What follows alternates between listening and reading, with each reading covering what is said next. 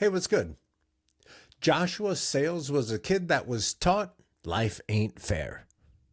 He grew up to be a teacher and a veteran that realized that even though life ain't fair, it's not supposed to be rigged. That's why he's now running for the House of Representatives for Tennessee's 7th District. And not just that, but he's been writing 12 bills by himself that he plans to get through Congress starting on day one. Talk about hitting the ground running. This is my conversation with Joshua Sales. Before we get into it, remember to go to coconutjustice.com to get you some clothes that I think would look good on you. Let's go. Hey, everybody. Yeah, like I said in the intro, here's Joshua Sales, Tennessee 7. Hey. How's it going? Doing good. How's Tennessee? Tennessee is in the midst of early summer, so it's heating up, and so are the races. We're all dealing with this whole redistricting thing that went on a couple weeks ago, to where the state GOP essentially wanted to silence the black vote of Memphis and fractured it into 3 different districts that literally, like, one of them goes all the way up the Mississippi from Memphis to, like, the border, and then comes around and then dips back into Nashville for a minute. Like, it's insane, the level of gerrymandering they did, and if anything, it proved that our state legislator could get something done in 3 days. That's what drives normal people crazy. Is they never have money for anything, they never have time or something. There's always some rule, but then when it comes to them getting what they want, like there's I no was in some of the stone committee left meetings. unturned. Yeah, I was in some of the committee meetings where, like, it was brought up of like, "Hey, there's no way this isn't going to increase the, demand of hours from our electoral offices, our county offices that all have to now go and, like, update their websites and inform voters and change their districting. How are we paying for this?" And the GOP was like, we'll figure it out later." And it's just like, what? Like, you guys are the physical conservatives, and you're like, "We'll figure it out later." Yeah, we can pay for hate anytime we want.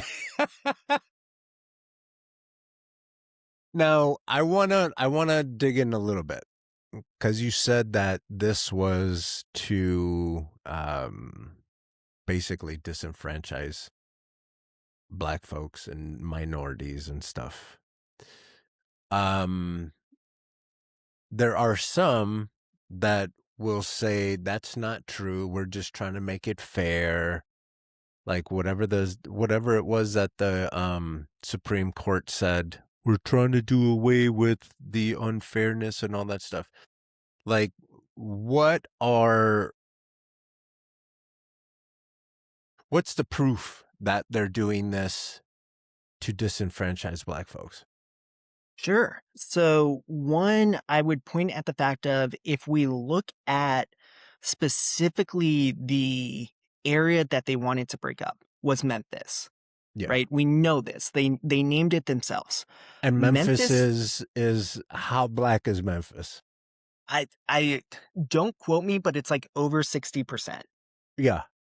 Like, it was to the point where, like, again, I was in some of these committee meetings, and I almost got thrown out because one of the guys who was, like, on the board was, like, asked, "Well, do you know, like, what percentage, how much of Memphis is black?" And the guy goes, "Well, I don't know that." And I just, like, yelled out, like, "Have you even been there?" Like, I it just it looked it up doesn't. real quick. It's 62.9, so basically 63% black. Yeah. So essentially, 2 out of every 3 individuals in Memphis is African American. And so it's this thing of, like, they took that district and they broke it up, and they swear that they didn't use racial demographics when they did this. But if you actually look at the 3 new districts that they made out of it, each one is broken up almost like exactly the same for the black population.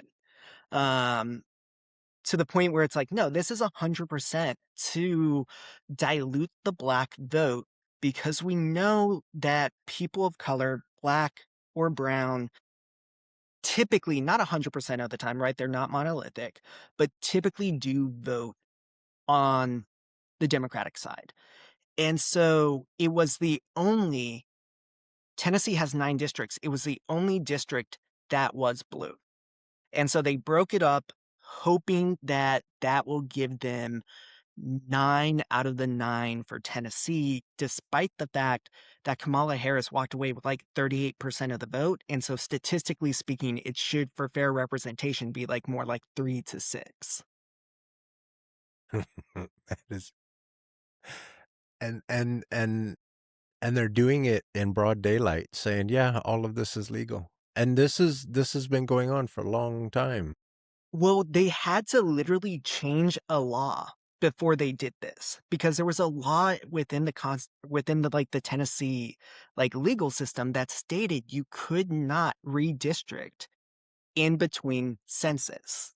So they literally that was the first thing they did was revoke that law. And I'm like, the fact that you had to repeal a law to then do the thing you wanted to do tells us 100% you were doing something that was illegal yesterday. You just made it legal.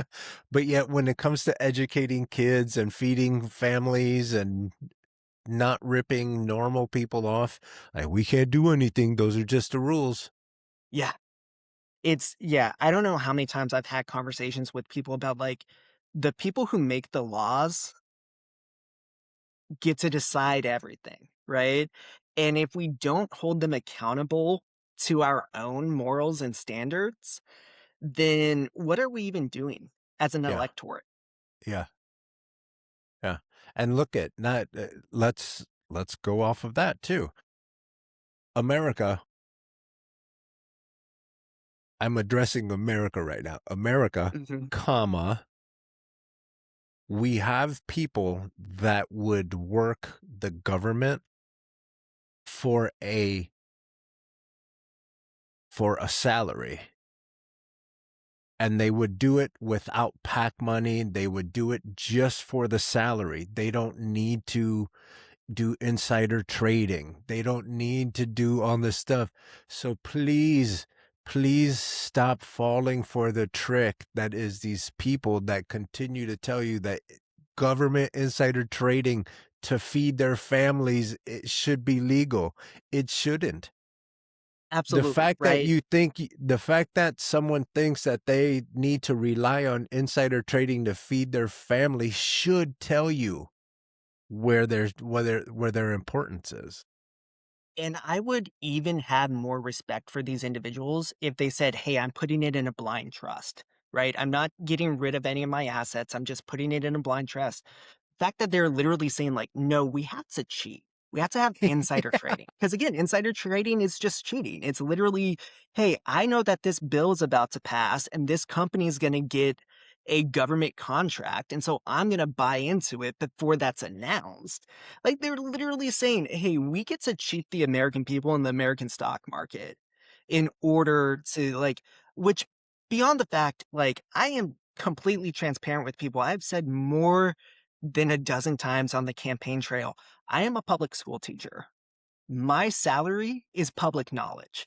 I make just shy of $60,000 a year. This job would almost essentially triple if I get elected into Congress. My salary would almost triple. I'm sorry, I'm fine with that. I don't need any insider trading. I don't need any lobbyist money. I don't need any of this additional stuff.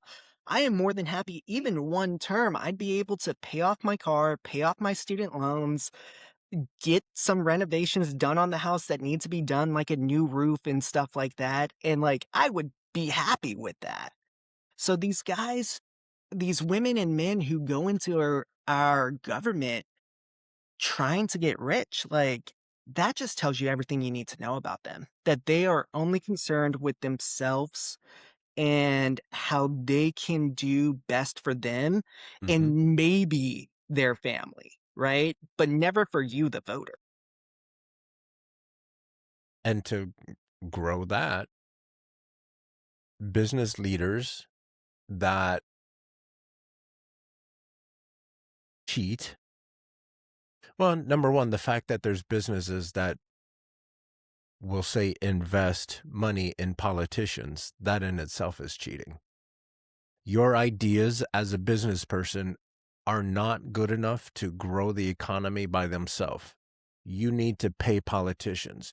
Not just that, but you're milking off of the government because you need all these tax credits and all this stuff. And like, how much high fructose corn syrup do we need to get rid of? Or how Not much just do we right, need to, like the amount how we much money subsidize do we need corn. to give those farmers? The not even just that, right? Like let's look at like one of the biggest of the bads, big oil, right? Yeah.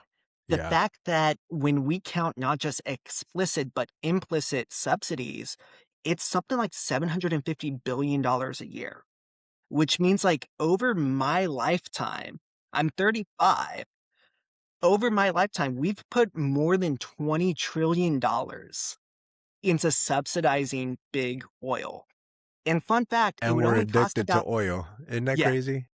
it would only cost like $3 trillion to put solar on every house in America. Right? Like when and that's the thing, like that's one of the things that I do when I talk to people. Cause one, like, yeah, we can say it's a gimmick, the fact that like as a teacher, I teach AP English language, which is the study of rhetoric, the study of like how to convince and persuade people. But the truth is, like, when I go in front of some individuals who are more centrist or even right leaning, I don't talk about solar as green energy or renewable energy. I talk about it as energy independence, Yeah. right? This idea Yeah. of you don't have to pay some monopoly that has the only utility option you can get in your area. You can instead produce your own energy, right? And then when you couple that even with an electric car, you can completely get yourself away from fossil fuels. Yeah. And imagine that. Imagine if we were able to get away from fossil fuels, we don't need to mess with Iran anymore. We just saved trillions of dollars there. We don't have We to saw go multiple ahead. countries across the world, India, China, that literally over the past decade have been insulating themselves because they knew if something happens in the Middle East and it starts affecting the price of oil because oil is a worldwide market, it's going to raise cost on them. And so Hmm. they started investing in this energy independence that has shored them up. Yeah, they're still feeling the effect of the Iran war, but at Not a nearly as fraction bad of as they what would we are have. here. Yeah. Yeah. Yeah. And so to me, it's like, we need to I think sometimes on the left, we get so caught up on like, well, we need to save the planet. Yes, we do. Absolutely. I don't Yeah. disagree with that.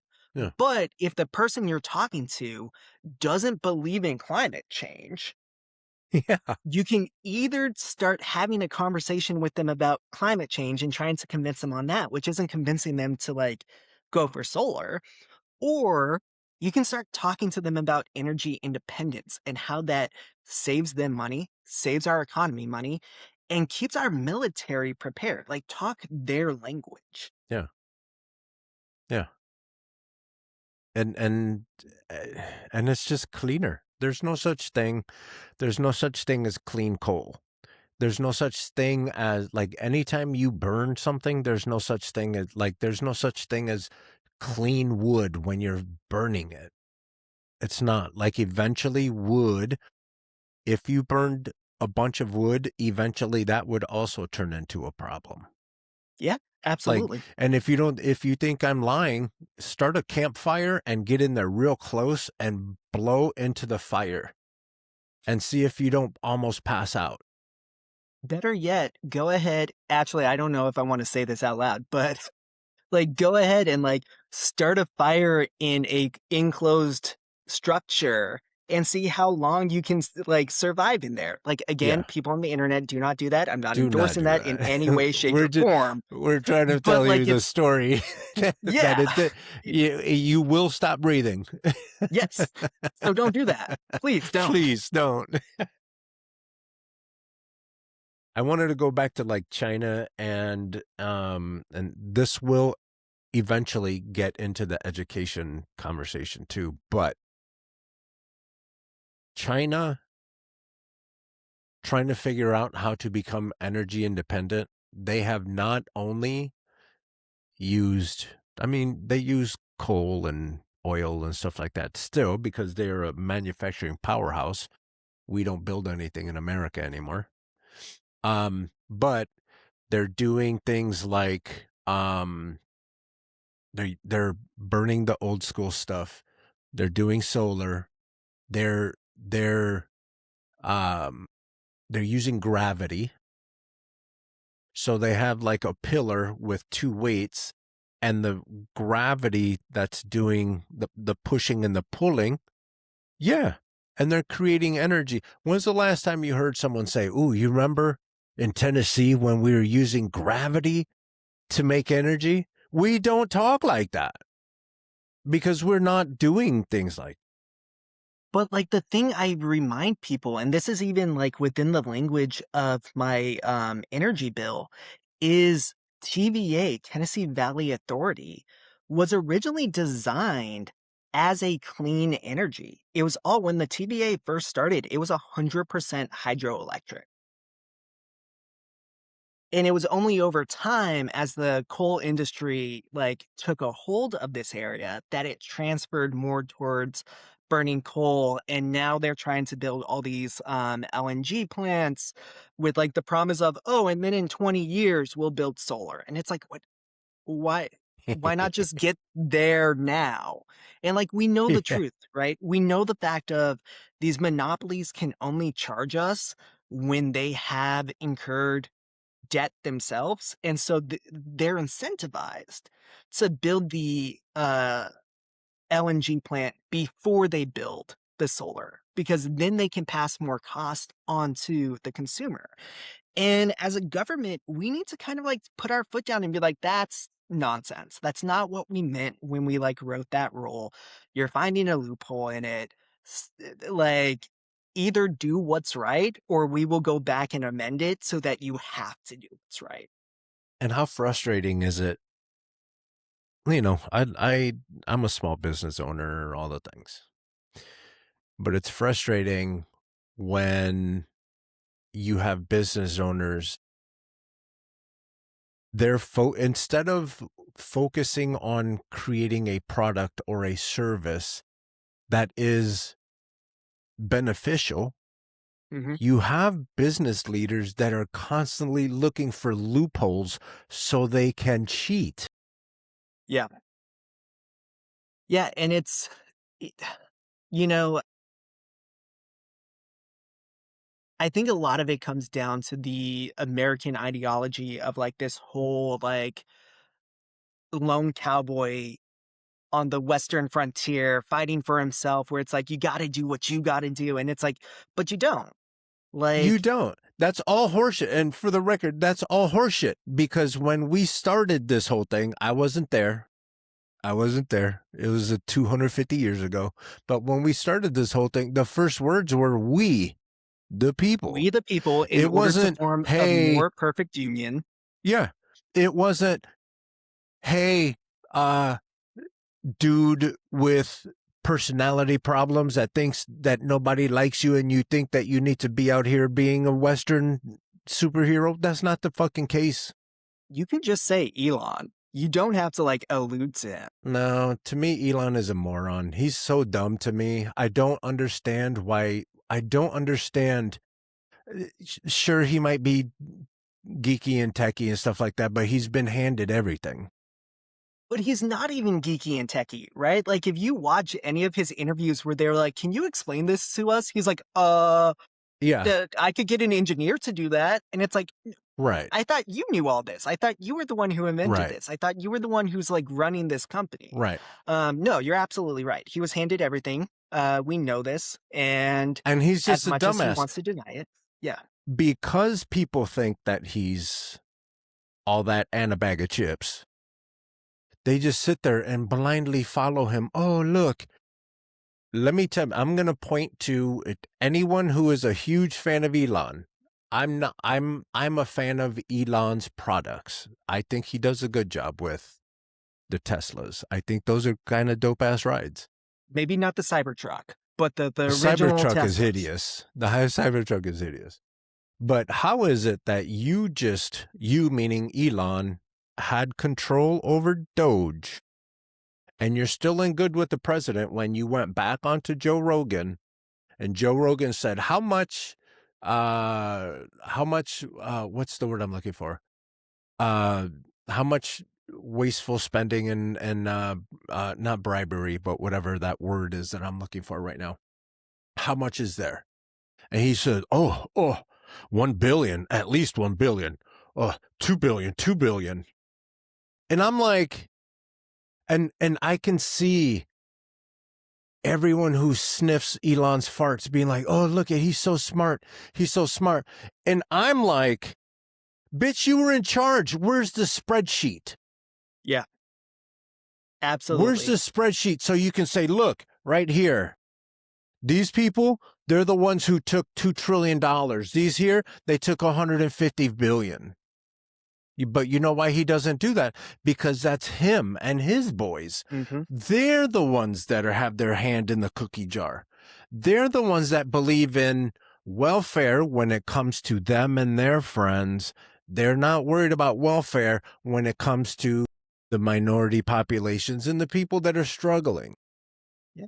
I mean, the biggest welfare recipients in this country are the Yeah. like hands down, Yes. and we know this, and the biggest trick that they've ever done is to get us, and I'm not the first person to say this. Any progressive who comes on here probably knows this, and all the progressives in the audience know this, right? There's literally even a famous political cartoon from like the 1950s that demonstrated this, of like, right, of like the fat banker corporate guy Yeah. like with a big pile of food being like, yeah, he's trying to take your piece of cake. And it's like, come on, y'all. Can we But can you we took the stop for a cake. second? Yeah. You didn't just take the cake, you kidnapped the baker, and like we're never getting cake again. Yeah. And that, I mean, that's a perfect analogy. Like, the baker situation is, if you control the baker, you can control the output of the cakes. So you Hmm. can make it look like there's no more cakes. So then you can charge a little extra, but yet the baker's just baking cakes. Well, and again, like to go back to like talking the language of the right.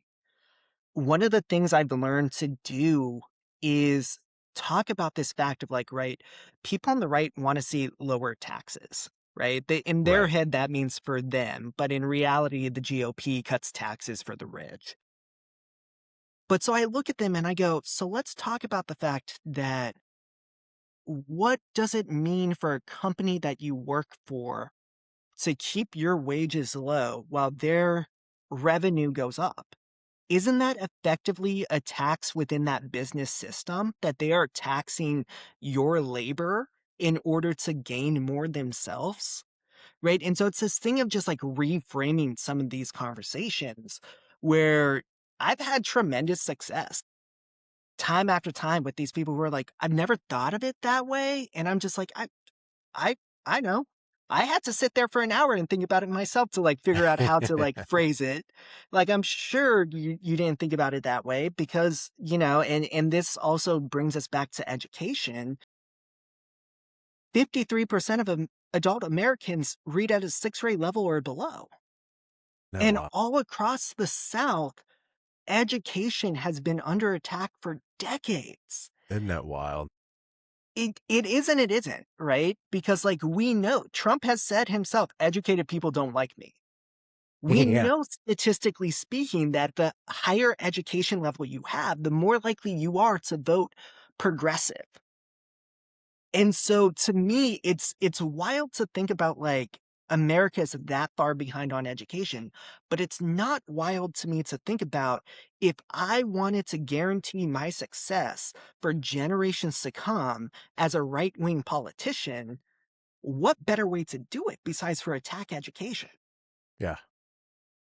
Yeah. And so to And me, like, let me that's let one of the me let me grab the baton from there, because I think what folks from the middle of the country don't understand is when they say jobs are leaving, or they're being taken from people not from here.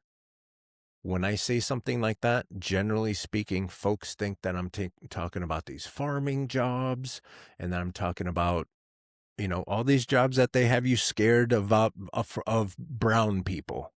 Let me tell you, brown people from here don't have jobs. We don't have jobs. We don't get jobs. Supposedly, we don't qualify for jobs. All we do is go to school, and all we do is work hard to, like, work for exposure and all this stuff. And we never quite, you guys, Tennessee, they are coming for all the jobs. I live close to Silicon Valley, and I have worked in Silicon Valley. They have companies that are hiring contractors from other countries that have invested in education. American jobs are leaving because Elon Musk tells you that you are dumb and lazy. It's a hard pill to swallow when your hero is telling you that you are dumb and lazy, and that they have to go out to a different country to find the most talented and the most educated. And let me tell you, I'm quite talented and I'm quite educated. For me not to qualify for jobs here in America, it is a problem. I have personally invested in my education and all the things. You guys, that they continue to tell you that a degree is not that important and all this other stuff. The people who are making rules have all those degrees. And they're going to continue to tell you that a plumber isn't smart enough to run for office. They're going to tell you that a history teacher and an English teacher are not smart enough to run for Congress. And they're taking money out of your education. they are, right? It's, there was the great education advocate Horace Mann back in the late 1800s said education is a great equalizer of man, right? And off of that, like I was at a town hall at Austin P College a couple months ago, and I was asked about why do you consider funding education so important? And I responded with a question. Can you point out in this audience who will be the individual to cure cancer? Well, no, I can't do that. Can you point out the person who is going to end world hunger? No, I can't do that. Can you point out the person who is going to figure out AI integration that helps the labor rather than the capital? No, I can't do that. And I'm like, but that's my point. It's that nobody knows who these people are that are going to have the next big like invention that propels mankind. And so to me, the best thing we can do is invest in our future by investing in the education Mm-hmm. of our youth. Mm-hmm.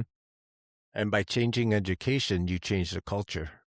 Hmm. Because let me tell you, we need culture change. Cuba has invested so much of the money that they don't have into education. Whenever there's wars, they send doctors.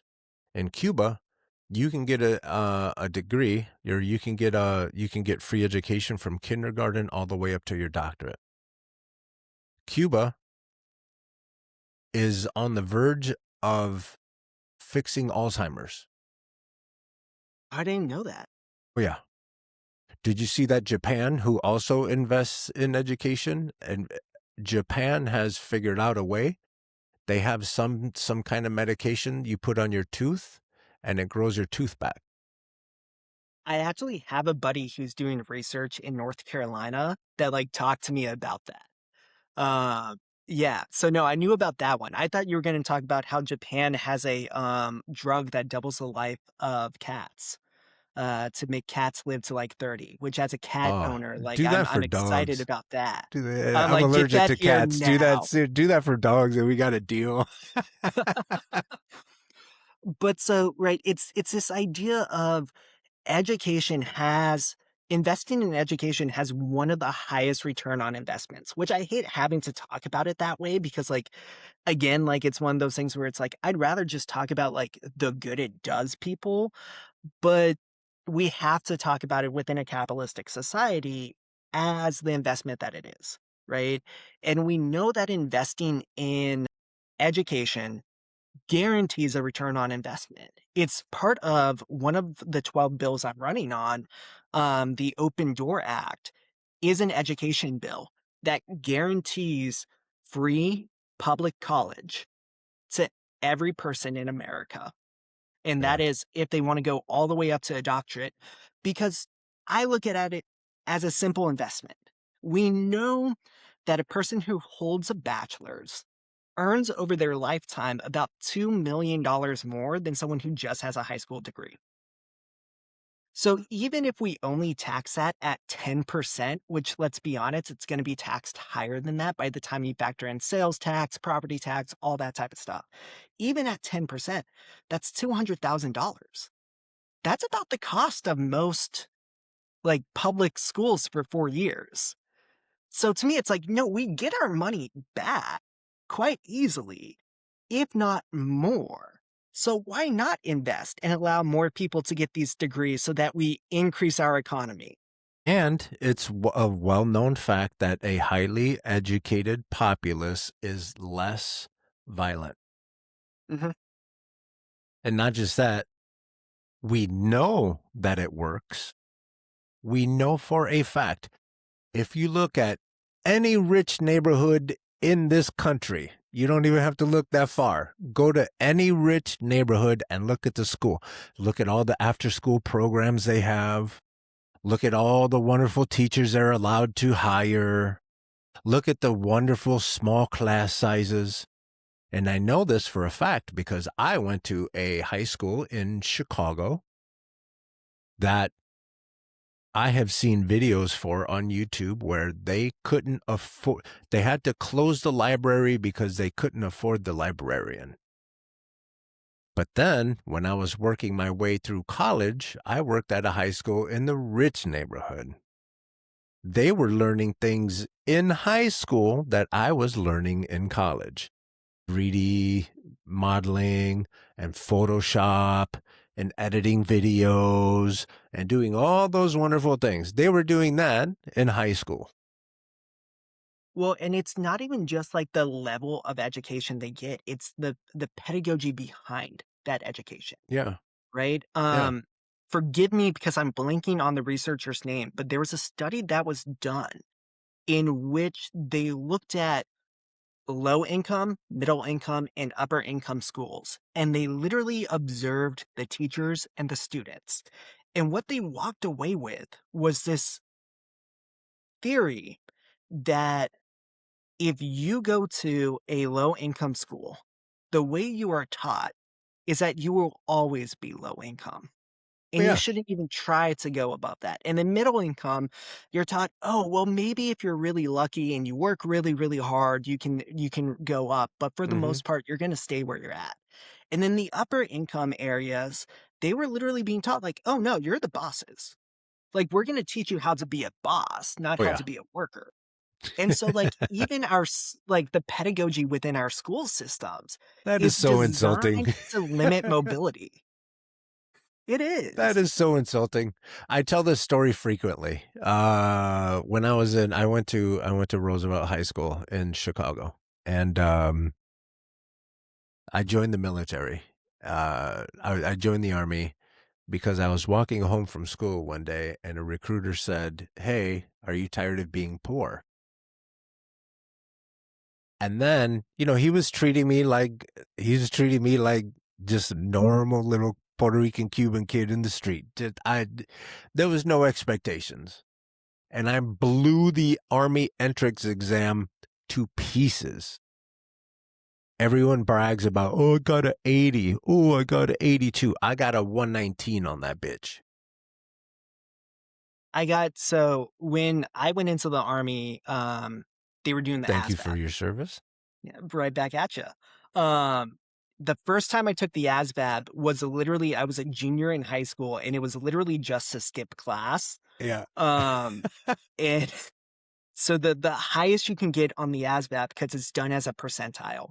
So the highest you can score is a 99, meaning, right, that you scored higher than 99% of everyone else. Um, I got a 96. My buddy went and got tested. He got a 97. And I was like, oh, well, then I'm going to go and actually try. Um, and went in the second time I took it, got a 98. I mean, it was literally, where I grew up, Yuba City, California, there was a strip mall of recruiters. Literally, I mean, it was just Air Force, Navy, Army, Marines, Coast Guard. Um, and Scoop so up like I those literally just walked scoop up into those each poor one. kids, yeah. Yeah, I walked into each one and was just like, I got a 98 on the ASVAB. What are you gonna give me? You know? And like ended up going with, I originally was signed to do nuclear engineering for the Navy. But then my senior year of high school, I tore my ACL, and the Navy was like, we're gonna tear up that contract.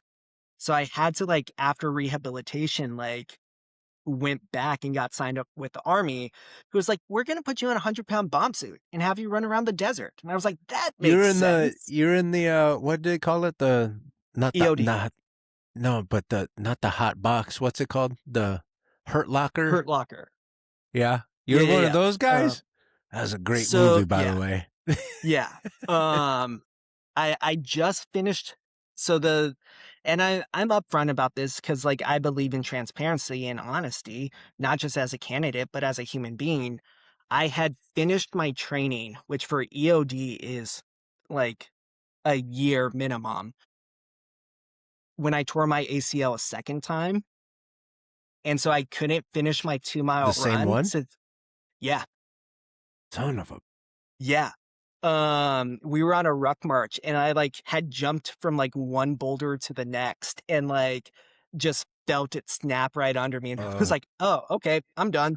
And so sure enough, like, I was maxing out my push-ups, I was maxing out my sit-ups, but, like, sit-ups. every single time I did the 2 mile run, I was coming, like, 10 seconds shy of what I needed to, because I just I couldn't. And so I ended up being honorably discharged before ever being deployed or anything like that. But I am a a Where was legally permanent disabled party veteran. for you? What was that? Where was permanent party for you? Um, Where were you stationed? so I was stationed at Redstone Arsenal, Alabama. Okay. Yeah. Okay. Which is how I actually ended up moving up to Knoxville, Tennessee. Okay. Because it's just a couple hours north of there, and may or may not have been dating a cute young lady who lived up there. And so made my way up there, and It then just happens, doesn't it? yeah, happens to the best of us. And then the rest of my adult life have lived in Tennessee. That's cool. What is it about Tennessee that made you fall in love with it? The history that's here, right? And like every state has history, but one of the things I think so many people in Tennessee have forgotten is the rich labor history of this country, or of this state, right? I think of, so there is the second largest civilian engagement with the military, the Coal Creek Wars, which was in eastern Tennessee, when this was after the Civil War. The mining company started bringing in inmates, because one thing that a lot of people forget is that slavery is illegal in the United States as a form of punishment, right? 13th Constitution, slavery shall be abolished except as a form of punishment. So if you are in prison, if you are, I don't know, arrested by ICE and put in a core civic for profit prison, But so these miners More in cheating. Eastern Tennessee. Slavery is more cheating. Yes. Yeah. Um, but so these miners in East Tennessee were being outbid by these prison companies who were bringing in slave labor, and so this whole battle broke out. I talk about the Battle of Athens, Tennessee. This took place in the late 1940s, in which veterans returning from World War II in Athens, Tennessee, which is in McMinn County on the eastern side of the state, were getting arrested. The buses that they were coming home on were getting pulled over by the cops. People were being pulled off the buses, and they were essentially being told, "You're drunk." They're like, "We're not." But deputies at the time in Tennessee were paid based off of the fines. They were paid a percentage of the fines that they brought in. So they were incentivized to go and arrest people even for things they hadn't done. So the veterans decided, hey, this isn't right. We're going to run one of our guys for sheriff so that we can dismantle this system. Well, the sheriff wasn't having that. The sheriff started to pack the ballot boxes. A veteran saw them do it, called them on it, a fight broke out. The sheriff got his men, they got the ballot boxes, took it back to the county jail. The veterans went to the National Guard armory, got infrared carbines, got themselves some dynamite, went to the jail, blew a hole in the wall, breached it, and a gunfight broke out in between these guys. And they ended up getting the ballot boxes back, and proving that the sheriff had stuffed the ballot boxes. Yeah. Yeah. So in honor of that, one of my 12 bills is named the Battle of Athens Act, and it is a anti-campaign corruption bill Yeah. in their honor. And so that's when we talk about why I fell in love with Tennessee. I was literally having this conversation with someone the other day. What is the origins of NASCAR? NASCAR. Bootlegging. Yeah. Yeah. Yeah. It was figuring out Oh, and that's, who was the best driver, the fastest driver, yeah. the driver who could evade the police the best. Yeah. And now you have people showing up to NASCAR events with back the blue stickers that it's like you have no idea the history of this sport. And Yeah. if your grandpappy knew it, he'd be rolling in his grave. Yeah. And folks don't really understand, like, the people that are running for office right now, their family, the reason they can run for office is because they have money. The reason they have money is because their family has money. The reason their Hmm. family has money is because they cheated some way, shape, or form, right? The Trumps, they got money because Grandpapa Trump, not Fred, but his dad, he was a draft dodger. He's dodging drafts over there in Germany. He came over here, didn't fare all that well. So was it in Alaska or somewhere up northward? They started a brothel. The Trumps got money because they started a brothel. Is that And why then he's such good friends with Epstein? I'm just saying. There's connections to be made. I'm just saying. So then Fred went on and bought property and didn't rent to Puerto Ricans and blacks, which fuck you, bitch.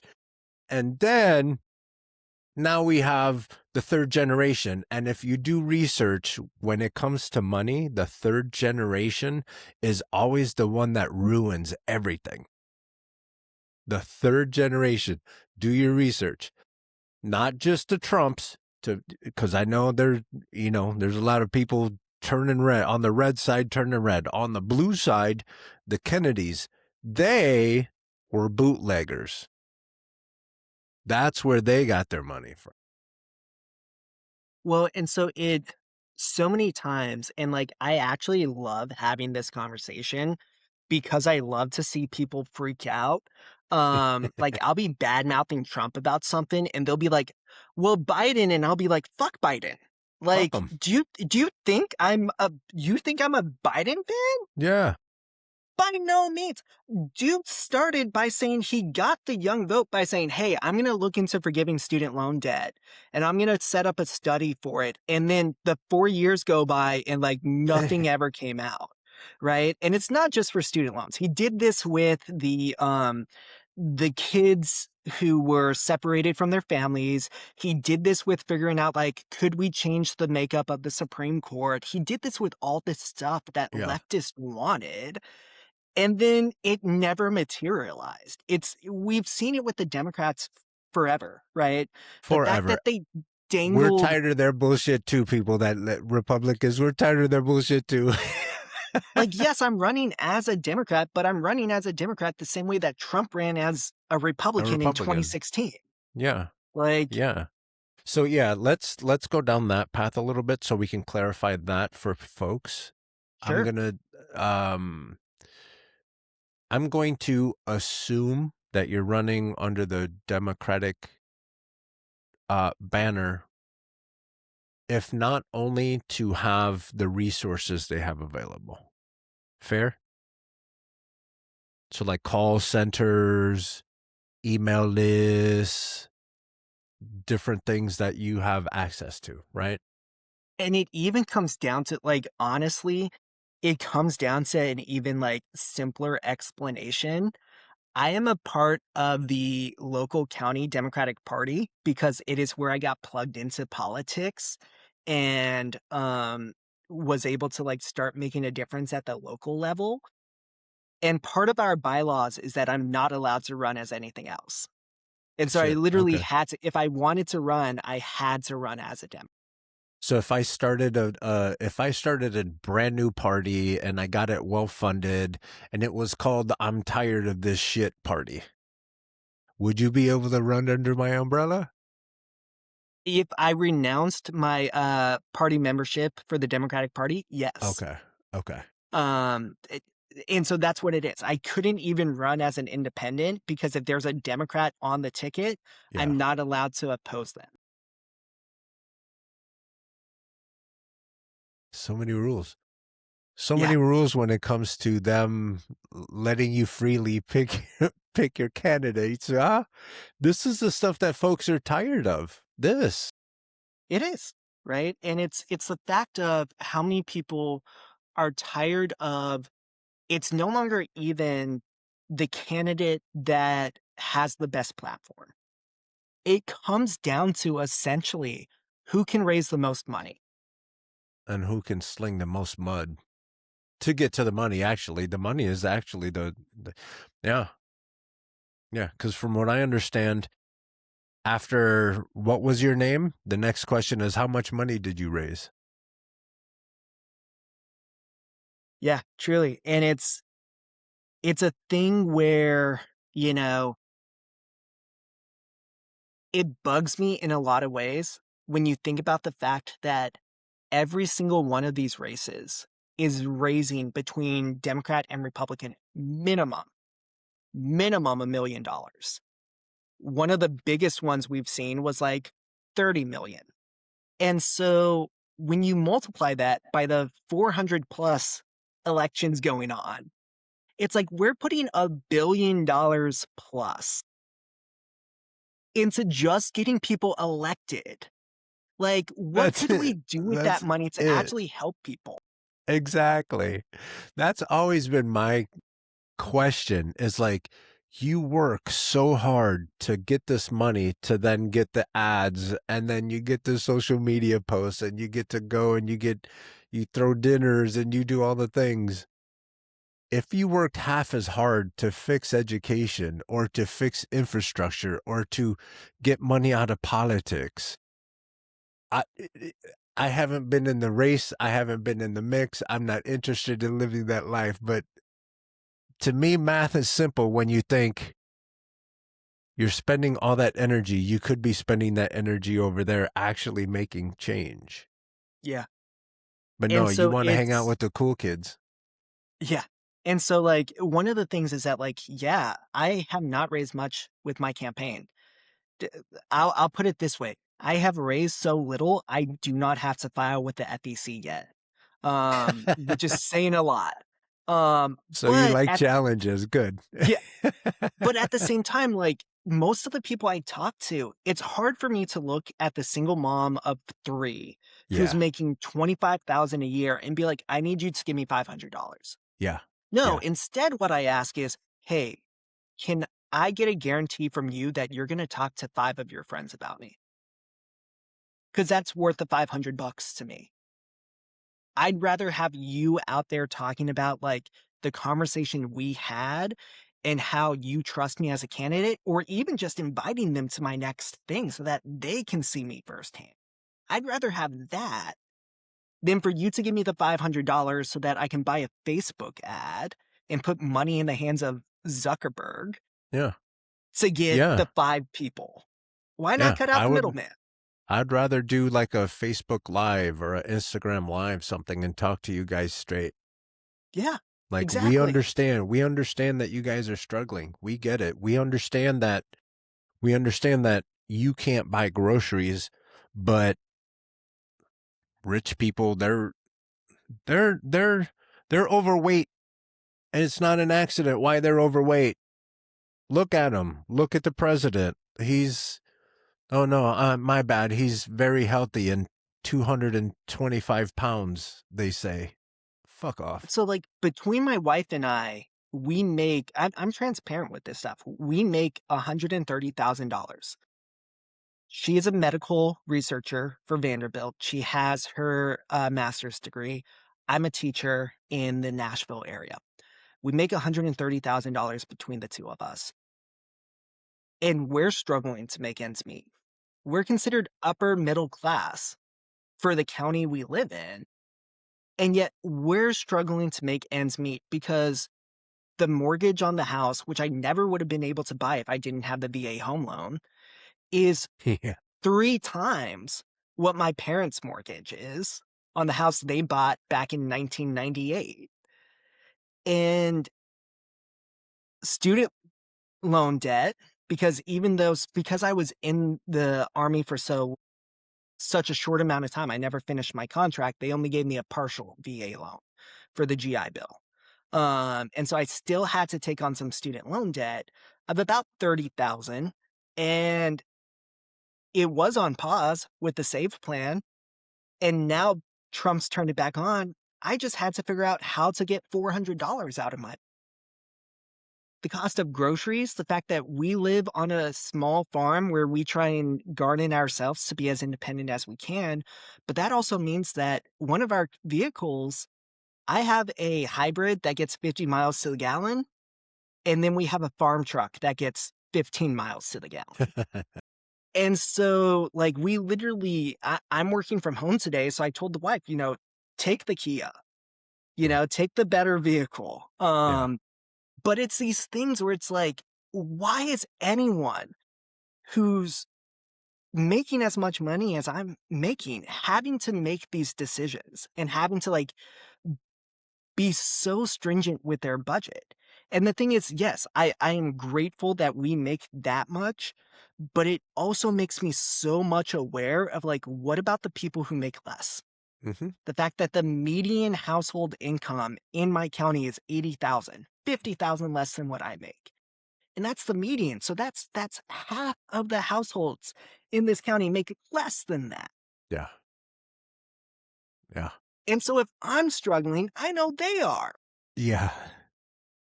And they might not have two vehicles. Yeah. And what's public transportation like in your area?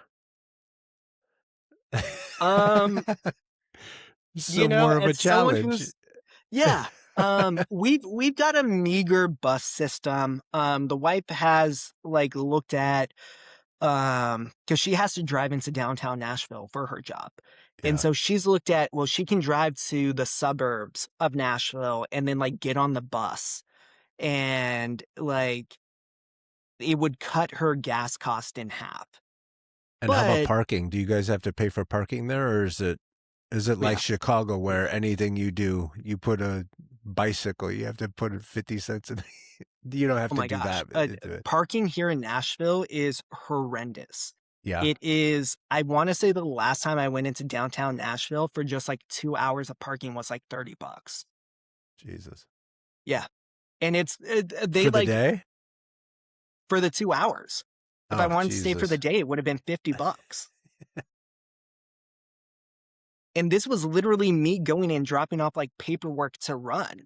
Like I I had no choice but to do that or park 5 miles away from the building. Yeah. Like, Yeah. so yeah, no, everything here costs money. And you have, the state of Tennessee has been throwing money at Oracle, has been throwing money at Starbucks, and then they just announced that we're gonna have the Super Bowl in like 2030. And I'm just like, great. That's what we need. Is more tourists here. Yeah.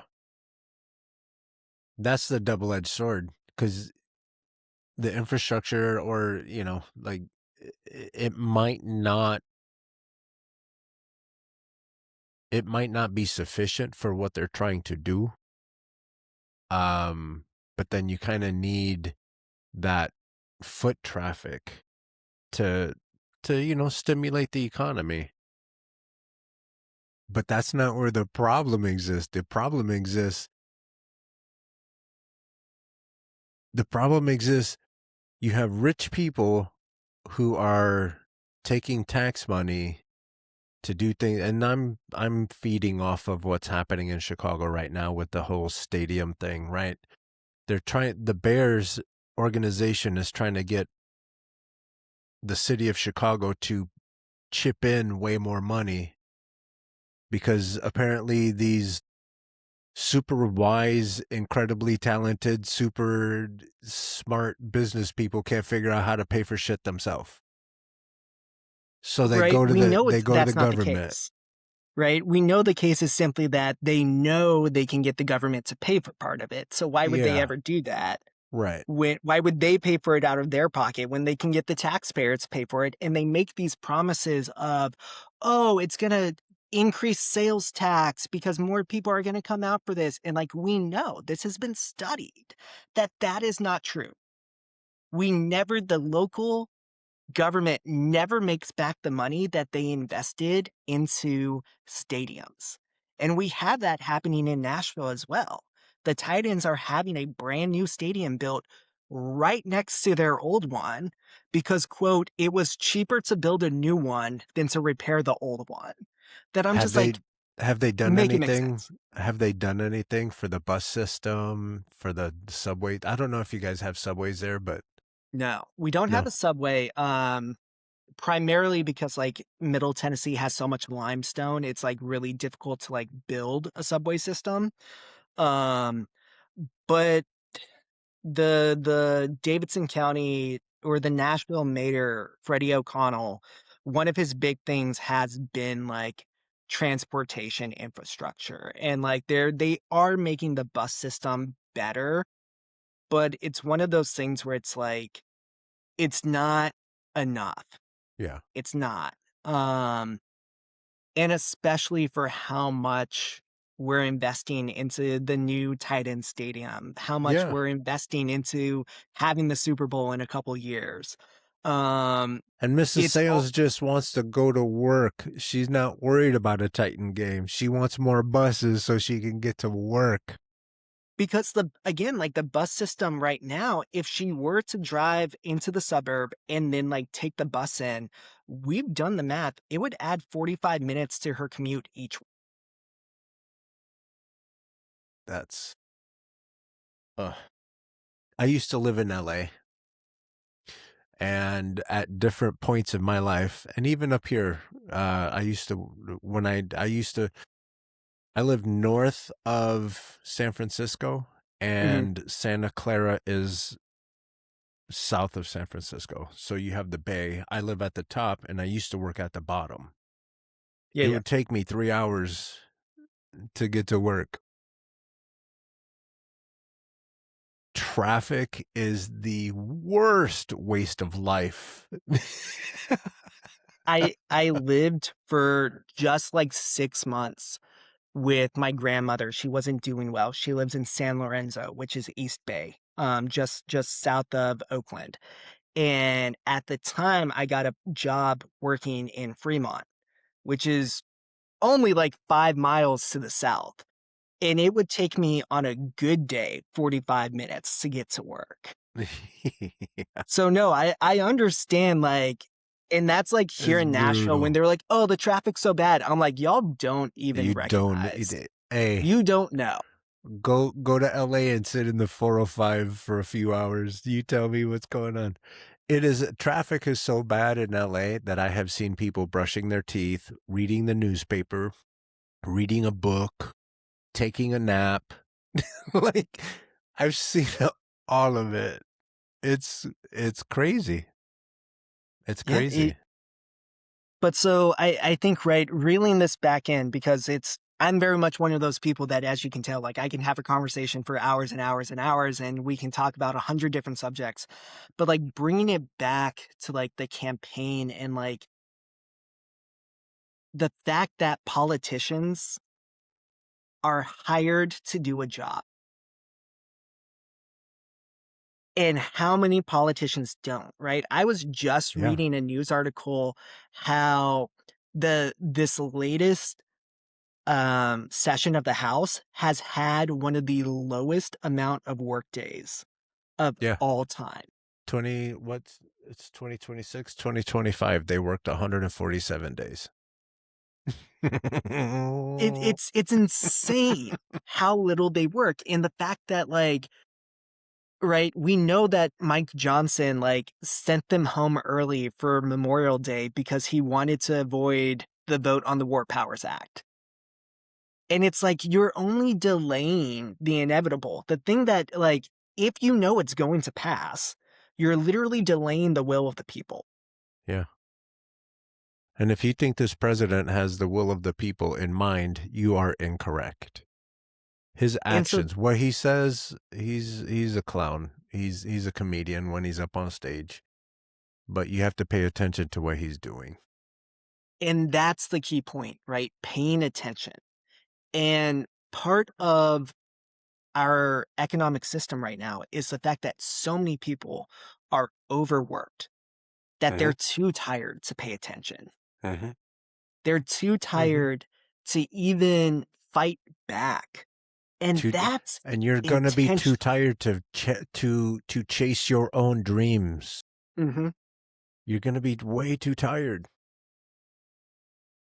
And the thing is, we can have a better life, right? Yeah. We want to, if we want to talk about like growing the economy, which one, I think we always need to start that conversation with, what do we define as the economy, right? Is that Yeah. GDP? Is that the stock market? Is that, personally, I view the economy as the well being and happiness of the people of that country. And so, if we, by any of those metrics, if we want to talk about how do we grow it, well, I've got a simple idea. My healthcare bill, it's a Medicare for all bill in which the median household in America would pay $50 a month. That's premium deductible copay. That is dental, vision, doctor visits, and prescriptions. That's everything. Again, the Mm-hmm. median household making $85,000 a year in America would pay $50 a month under this plan. On average, that frees up around $10,000 of their income. That money gets spent here in America, Mm-hmm. right? Currently, that money goes into the pockets of health insurance CEOs and shareholders, which then goes overseas into some bank account just to sit. Mm-hmm. Meanwhile, if we actually focus on what's best for American people and get them healthcare that they can afford, healthcare that would be for every single person in this country, which, mind you, 68,000 Americans die a year from lack of healthcare. That is 20 times, 22 times the amount of people that died in 9/11. That's almost two 9/11s a month that we allow to happen so that health insurance companies can net $70 billion in profit a year.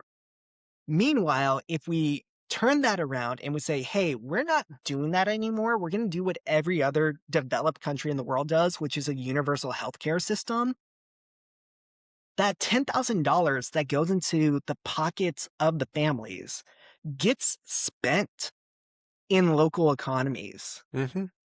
And I have literally like crunched the numbers, and like I was talking to a Republican running for mayor here in Cheatham County, where I live. Mm-hmm.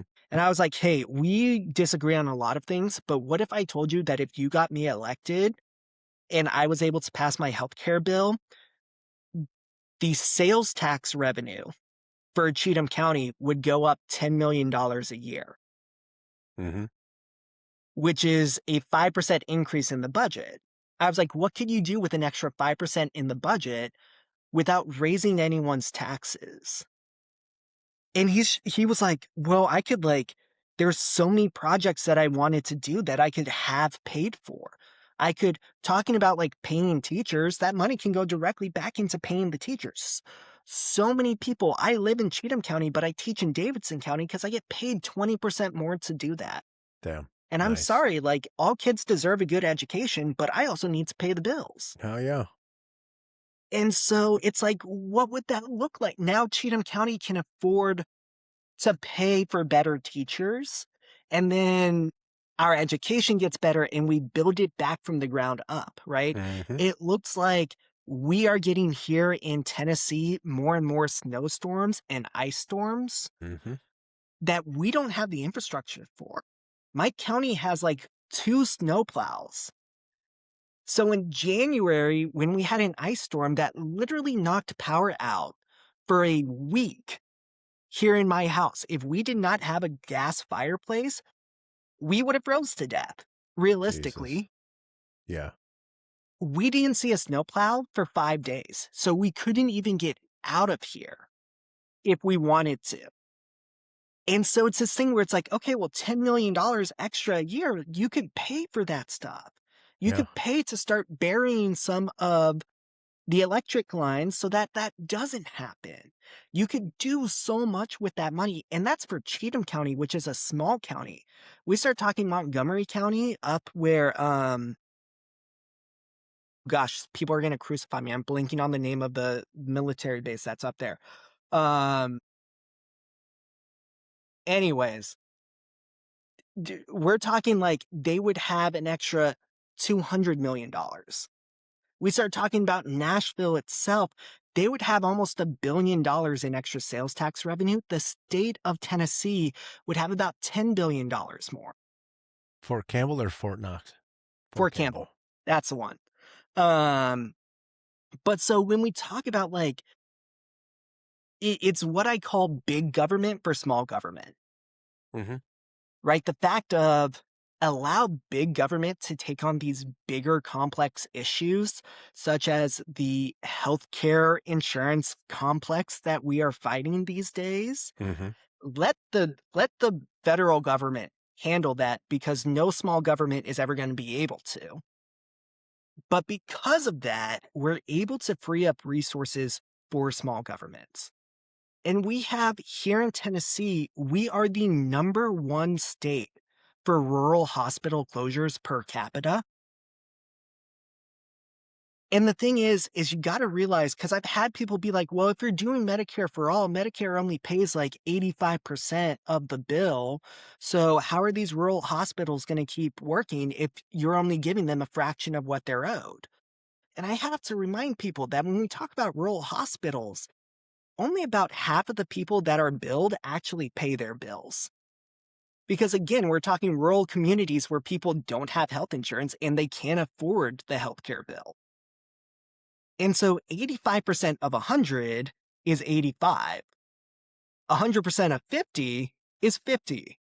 And so some simple math there, right? 85 is bigger than 50. So we're actually talking something that would allow the rural hospitals to start to come back to Tennessee as well, which improves the quality of life of the rural communities, builds up their economy. Like, again, it's all this stuff where it's like, make it make sense why we don't do this. Yeah.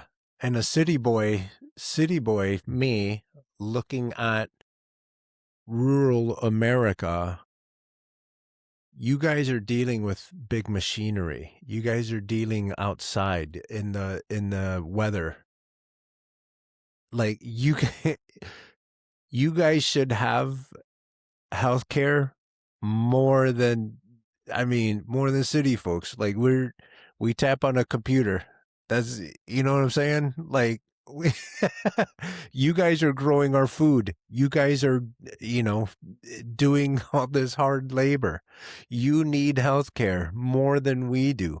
We need healthcare when like something dumb like COVID like just goes and just ravages the land. You know what I mean? Because we're stacked on top of each other. Yeah, yeah, yeah. But like we're not around tractors. We're barely even around weed whackers. You know what I'm saying? Yeah. So like pay attention to what's happening. Like they're closing hospitals in your area. The South, counties in the South have a life expectancy 10 to 20 years lower than counties on the coast or up north. That's banana. But it's That's it's banana. it's it's the it's what happens when we have Republican supermajorities. The state of Tennessee doesn't literally throws away millions, if not $100 million of federal money each year because we won't expand Medicaid. And it's literally like that is one, that's money we, the taxpayers, have paid into the system Yeah. that you're not accepting on our behalf. That literally means we're dying. Yeah. Yeah. You can't afford a tractor. You can't, I growing up, the people that I looked up to all worked at a car factory. They worked at a Chrysler factory. And they had body parts missing and all kinds of stuff. It was a wild scene.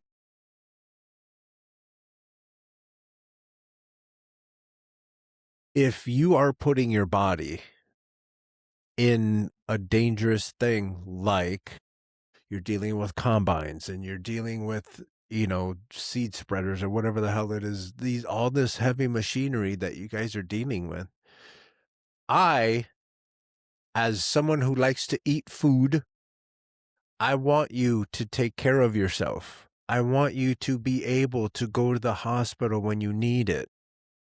I've been around the world. I was just in the French Polynesians islands and not all of those islands have hospitals. And so you see people like this one guy, his hand, it looked like, when you bump your head and your head goes boop like this, right? That Yeah. bump. He had that, but on his hand. What did he like? What happened? I didn't ask. I Okay. didn't Fair. ask, I was there for a good time, not to get all up in people's business, Yeah, yeah, yeah. but the fact is, like, if he had this growth, and it wasn't small, it was big, but even to get that looked at the hospital, he would have to get on a plane and fly for like 45 minutes to go to the main island and all the things, all the things. I don't want that for our farmers. Our farmers, our teachers, like you guys are super important. Without you guys, we're not eating. Without teachers, we're not reading, we're not learning. I want you guys to feel good, and I want you guys to wake up and feel good with your body so you can make a difference, and a positive difference. Absolutely. You guys are dealing, not you, but the folks that continue to vote against their own interest because maybe one day, just maybe, you're going to be rich. I want you to, like, going off of what you just got done proposing, Joshua, is all of that money can go to making your life better. Hmm. After that, if you want to go be a, you know, a corn tycoon or whatever the hell it is that you guys grow in Tennessee, like, have at it. But I want everyone, if you had I forgot what you say. How many thousands of dollars? $10,000 a year. 10,000 Let's for the average household. for the average household. What I would do is my kids would get improved clothing. They'd get internet. They'd get an iPad. I'm addicted to education, so I would get my kids more books, more Mhm. technology that helps them be smart and all this stuff. I don't need someone who doesn't need this money to have that money. I want you guys to. Let's talk about the fact that there was a study done by the RAND organization that found from 1975 to 2025, just shy of $80 trillion was redistributed from the bottom 90% of Americans to the top 1%, right? And like we can track down, like, well, how did that happen?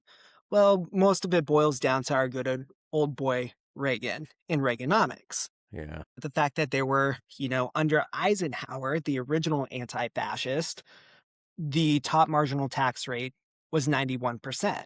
Now it's 37%. And the majority of rich households, the majority of the top 1%, barely even take in income, right? Jeff Bezos was like, you could raise my income tax. It's not going to do anything because he understands that his income is only $80,000. Yeah. So while you He's guys are getting going most, to H&R Block, he has yeah. an entire team to make sure he's not participating in the paying out part. Mhm.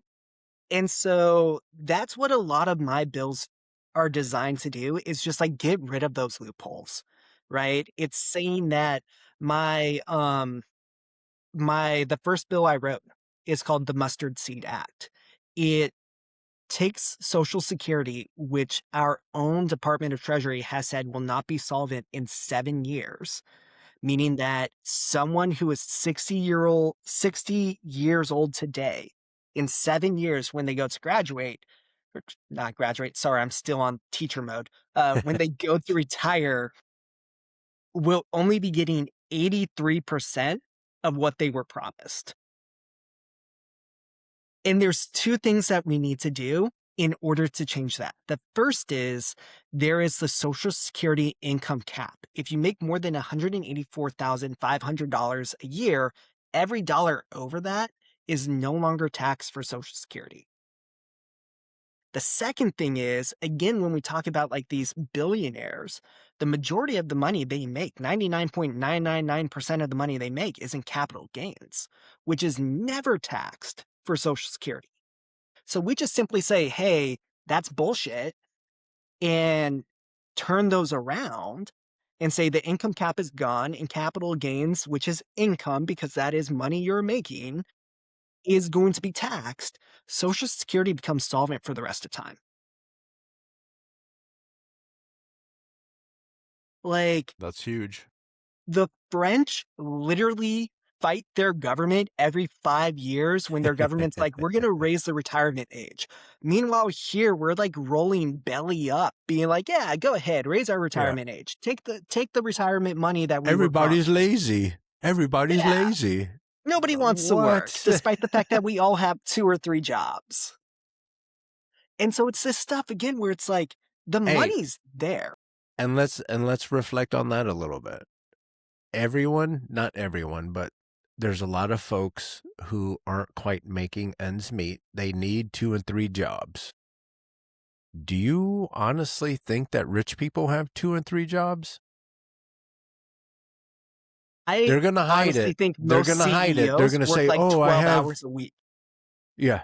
They're going to hide it by saying, oh, I have this company there and this company there and this company there. But you're doing the same job. You're just overseeing what's happening. And I'm not trying to undervalue what business people do. I'm really not. But But there's a business difference people don't between, work nearly as hard as the people that are broke as shit. yeah. Well, and there's a difference, right, between business people like middle management, the supervisor who is actually there making sure that things are done right Right. and that things are going Right. efficiently, and the CEO whose morning is a 4 hour golf round and then takes a 2 hour lunch and then has a 2 hour meeting with his mistress and then goes home. Yeah. Like, there's a difference between those There's people. a big difference. And like going back to that $80 trillion transfer, that's also when we saw our national debt start to explode. And one thing that I don't think a lot of people realize, and maybe this is me projecting because I didn't realize this until like a year ago myself, almost 20% of our national debt is actually owned by the top like 1%. And so the tax breaks that allowed them to amass all the money they had is what got us into this debt. And now, as we're making payments with interest on that debt, it just goes back into their pockets while we do more tax breaks for them so that we go further into debt so that we pay them more, right? It's literally a corrupt system When you that is realize, designed and paid for by the 1%. yeah, when you realize that they're trying to break government so they can be the government. It's a Republican playbook that we've seen for years, decades, right? Yeah. Yeah. The cut funding to a government agency, point at the bad job they're doing to cut more funding Mm-hmm. to the point that that government agency disappears and is taken over by a private company that charges way more than the government ever did. Mm-hmm. Uh, And you're the one that has to pull themselves up by the bootstrap. yeah. And so the last bill on my list, the United States Act, Yeah. is a wealth tax. And it's more extreme than the one Elizabeth Warren proposed because I think it needs to be more extreme. They can pay for this. They're fine. They're rich. Yeah. Uh, it's literally designed that in 25 years, it would pay off the national debt. And then it turns into a universal basic income where every American would receive about $400 a month, which isn't life changing. But when we stack that on top of your household is paying $10,000 less on health insurance, Mm-hmm. when we stack that on top of my education bill, which makes college free and forgives publicly held student debt, when we stack it on top of my job training bill, which guarantees that people have access to better jobs, whether they go to college or to a plumber to be the journeyman under them, we start looking at America that builds itself up from the inside. Mm-hmm. It's one that says, hey, we have tried trickle down economics for the last 45 years, and it hasn't been working. So, how about we try something else? Yeah. Let's talk about trickle down because I'm trying to remember just the other day I was in a conversation and when I explained this to her, her her mind was blown. You guys, good people of Tennessee, trickle down doesn't work. Show me any corporation where trickle down works. You might have one or two. Let me give you the perfect example of how the United States should work. You ever heard of the NFL? I think so. Once or twice. Yeah. If you ran the NFL as trickle down, Chicago, New York, and LA would win every year. Why? Because the markets are bigger. Did you know that Chicago, like the big market teams, have to give money to the NFL and then the NFL makes sure that, I don't know, places like Tennessee Titans have the budget to go and get these bigger name players? I have actually heard that, right? It's the salary cap, Yeah, right? Yeah. yeah, yeah. But they kick into the NFL and the NFL says, all right, here's a little more money, here's a little more money. So if you want to go super capitalistic, like the Yankees, for example, the Yankees are like, we don't care about a salary cap. We want a winning team on the field all the time. So you have to pay a penalty for the money that you're, and now all that money goes into the NFL to help run the NFL. The NFL is focused on making the best product available, and that Hmm. is the NFL season. The United States should be focused on making the best product available, and that is Americans. That's why California, the fourth largest economy in the world, we don't care about giving taxes to the United States because we know it's going to benefit Tennessee, Kentucky, Alabama. Why? Because we want a better product. We don't want you guys losing your farms and then people like JD Vance buying them and putting them on the farmer's Airbnb. We don't want that. I want Americans to grow food. I want Americans to build AI. All of these AI jobs are being farmed out to people that don't live here. It's going to become a national security issue if we continue to go down the path of contracting out people from somewhere else. Yeah. I mean, I think so. If you're not familiar with a woman by the name of Jessica Burbank, she does podcast as well. She has this theory that she's been going on and been doing her last couple podcasts on, in which she talks about we have gone past nation states and instead have essentially businesses are running the world, right? And when we think about Trump just went to China, and who did he bring with him? Like, yeah, Marco Rubio was on the plane, but so was Elon Musk, Bezos, all these business executives got to sit in the room and talk about like policy between America and China. And if you don't think that they were like manipulating that to best benefit them, Yeah, you're lying to yourself. you are 100% correct. And so it's this thing where it's like, when we talk about national security, to me, the national security is building up Americans, Yeah. ensuring that we are educated, ensuring that we are healthy, And ensuring that we're that we have ensuring that we're access. tapped into the bullshit that is the United States.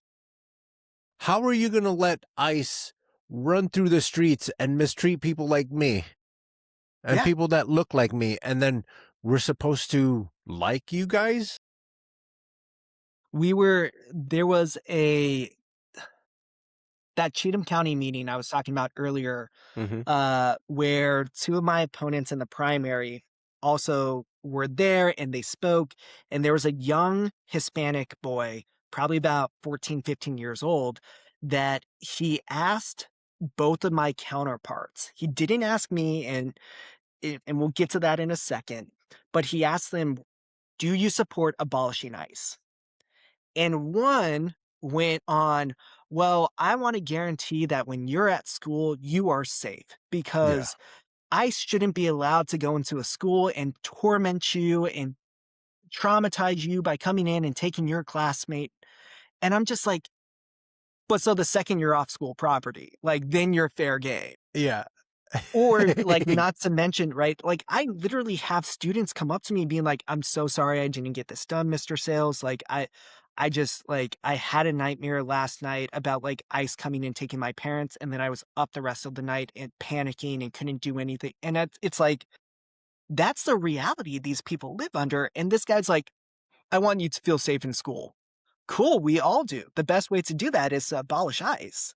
And then the Yeah. next guy was like, well, ICE has been around for like, it started after 9/11, and I think we need to just like reprioritize some stuff. And I'm like, if ICE has only existed since 2003, right? It's Yeah. only 23 years old, Yeah.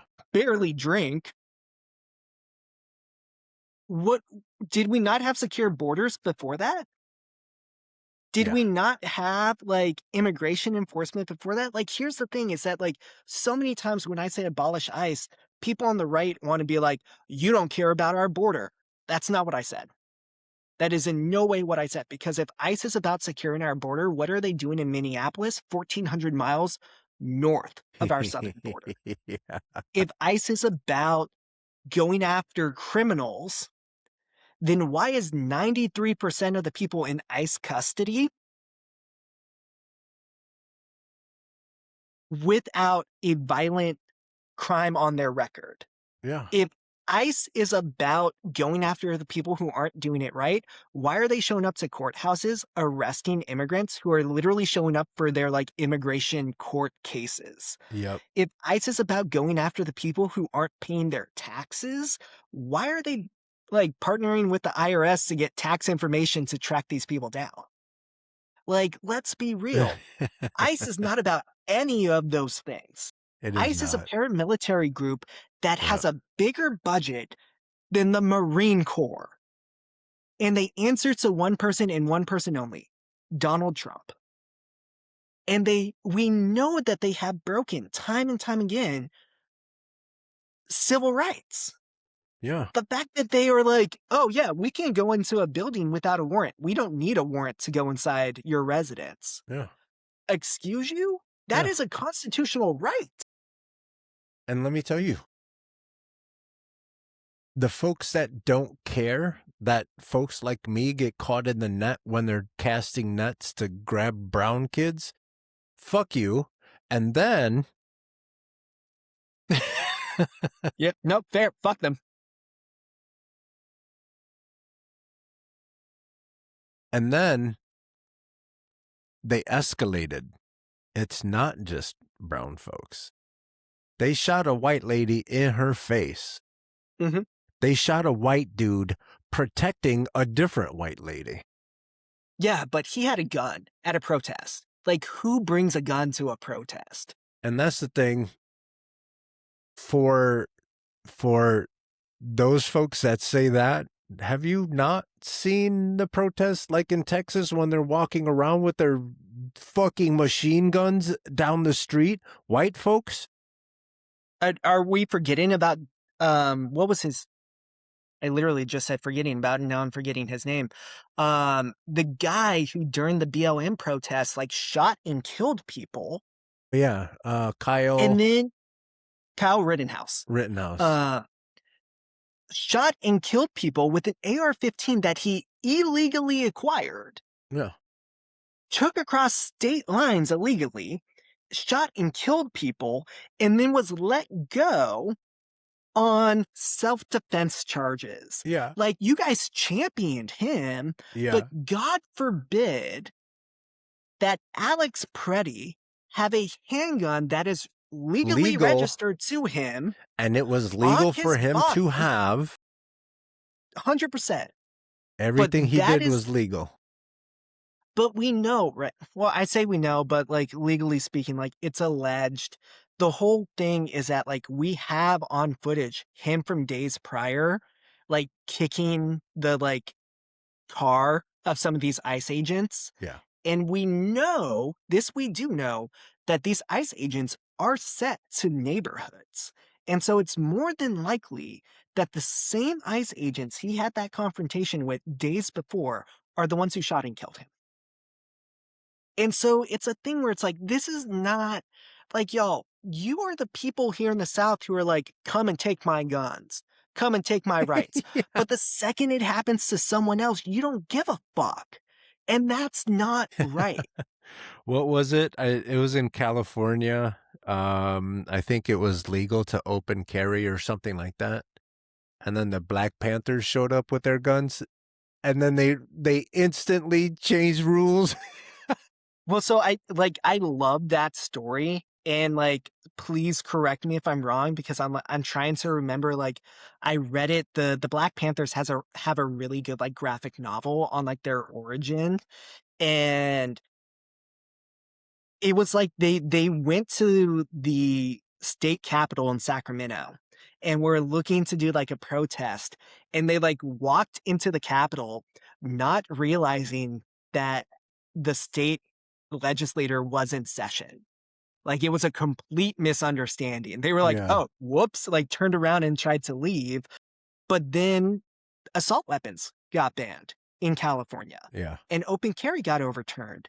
And who was the governor at the time? Oh, Ronald Reagan. Like, and that's something like I even remind people like Ronald Reagan did two things that today would be considered extreme left.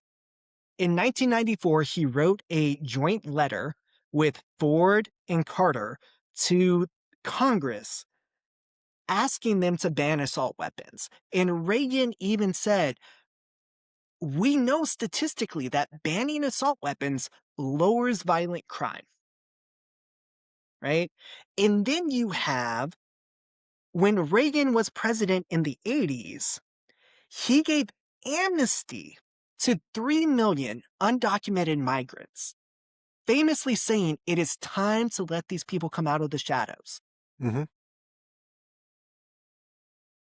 If either of those things were proposed today, you would automatically be labeled a far left extremist. Leftist, socialist, whatever. Yeah. And it's like Ronald Reagan did that, y'all. Like that's I love to actually tell that because like then I get to be like, hey y'all, these aren't talking points. They're actually Republican positions that I Yeah. agree with. Yeah. It's It's not my Republican fault if history you that as a makes Republican sense. don't agree with these positions anymore. Yeah. That's not my problem. That is a you problem. Yeah. But Let's it's step in let's step in more locally though. sure. What's happening in Tennessee 7? So here in Tennessee 7, the new Tennessee 7, right? We went from 14 counties, primarily making up the western portion of Middle Tennessee, to 8 counties, primarily making up the northern section of Middle Tennessee. Um, the things I'm hearing the most from people is things, one, that you hear all over the country, right? Affordability, gas Mm-hmm. prices. Mm-hmm. But I think the thing that is one of the biggest impacts, and you kind of touched on it earlier, is the amount of independent family run farms Mm-hmm. that are shutting down and then being bought up by these mega corporations. Mm-hmm. That again, you were 100% right. JD Vance has stocks in this app where you can go and buy these farms that have foreclosed for pennies on the dollar. And it's primarily used by rich corporations and rich investors who want to buy up our farmland. And the thing is that like capitalism is designed to run on competition, right? That's the Mm-hmm. whole basic concept of capitalism, right? Mm-hmm. Is that if you have all these people competing, they're forced to pay their employees better so that they Mm-hmm. get the employees rather than the other guy. They're forced to get better benefits. They're forced to lower cost on the consumer side so that they can get more consumers in. But the reality is we're seeing 4 companies in America own 85% of the beef production. Mm. And so when we talk about the 15% that's still owned by these local family farms, one, they're having to compete with that. And we know, just like Walmart does, these bigger corporations can run at a loss because Mm-hmm. they know that if they run at a loss for 2 years, they tank out all the family farms and then they're the only one in the market and then they can raise prices. And two, they have these vertical integrations where they also are the only ones owning the processing plants.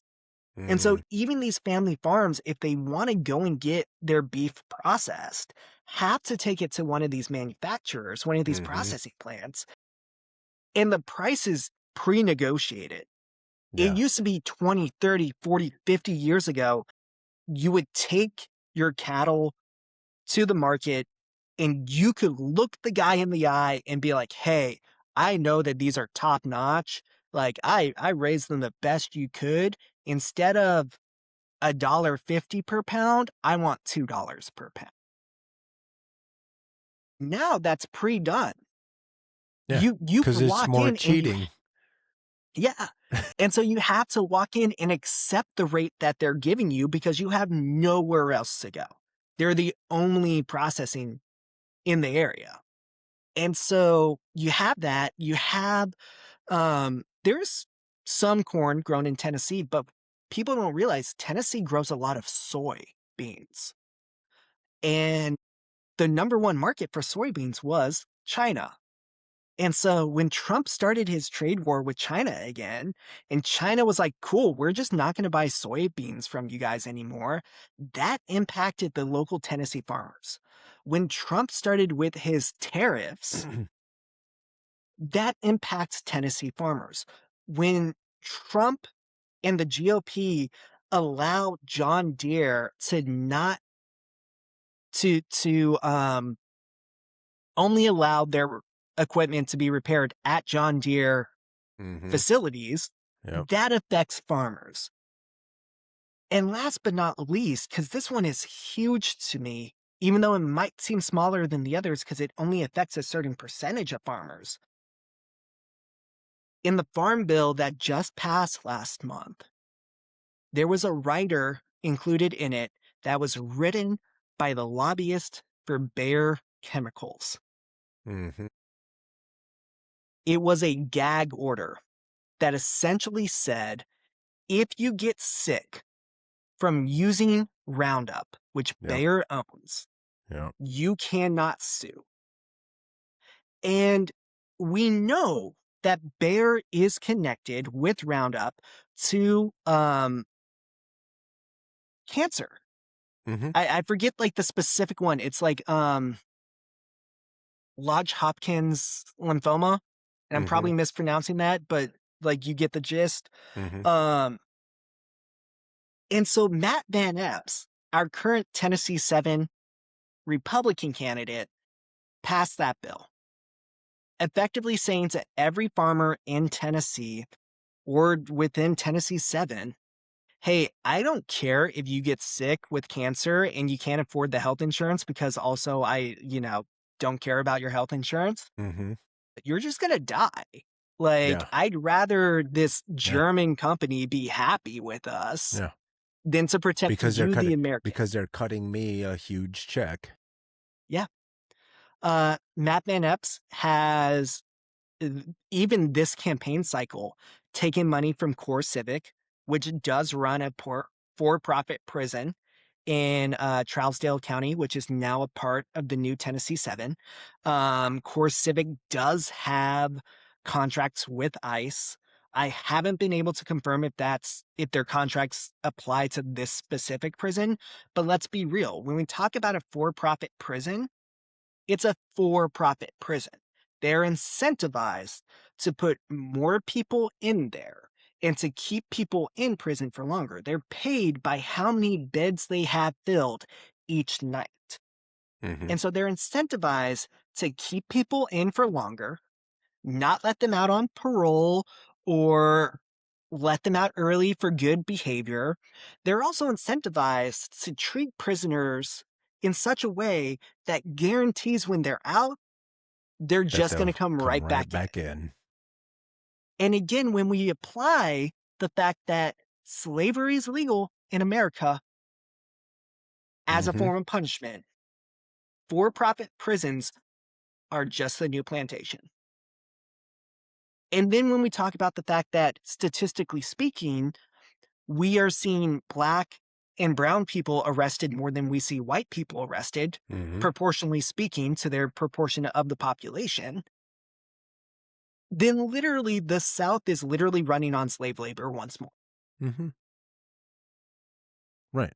And that was a tail end of one of my ICE comments was that like we people that look like me and are darker, we already have to navigate a relationship with local police.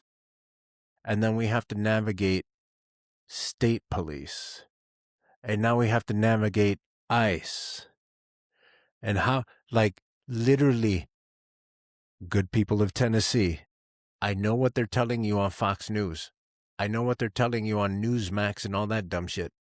I'm telling you, the majority of the people that I hang out with from the inner city, they're all in church. They're all in church. The kids are forced to go to school. The kids are forced to do their homework. Why? Because generally speaking, our parents aren't from here. And they didn't break their ass to get here just to have the kids piss it all away. Mm-hmm. So whatever it is that they're telling you, it's not generally not true. Every bunch has their couple that'll disprove what I'm telling you, but generally speaking, we want to go to church. We want to go to school. We want to go to work. We love work. So whatever We it is that know, these knuckleheads are telling you, it's just plain not true. and to amplify that, right, Carlos, it's not just you as a brown person saying that. Statistically speaking, we know that migrants to this country commit crimes at lesser rates than native born individuals. We know this. Yeah. The data's there. When's the last time you heard, oh, this Cuban kid went into his church in a school and shot it up? It doesn't happen. When was the last time you heard, oh, this Puerto Rican kid went into the church and did? It doesn't happen. We are deathly afraid of our parents.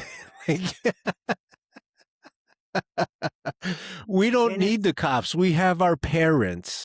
yeah. Listen, I grew up in Northern California surrounded by Hispanic population, and the amount of times I saw someone's abuela come out and like grab their slipper and like go to town on Listen, that someone, chocolate thing like, is real.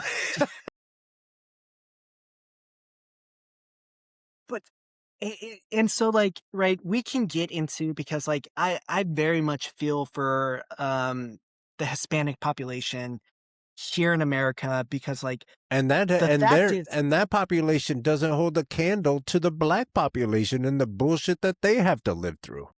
yeah. And so like we can talk about the history of the majority of the vast majority of African Americans came to this country not by choice, but because they were brought here against their will. When we talk about the Hispanic population, we have to go back and talk about the Mexican American War, in which America was the aggressor. America began this war as a war of expansion. And then after they won and Mexico ceded territory, including majority of Texas, Arizona, New Mexico, California, we told the people who lived there, the Hispanic people who lived in those areas, we said, you have a choice. You can sell your property and leave, or you can stay and assimilate into our culture.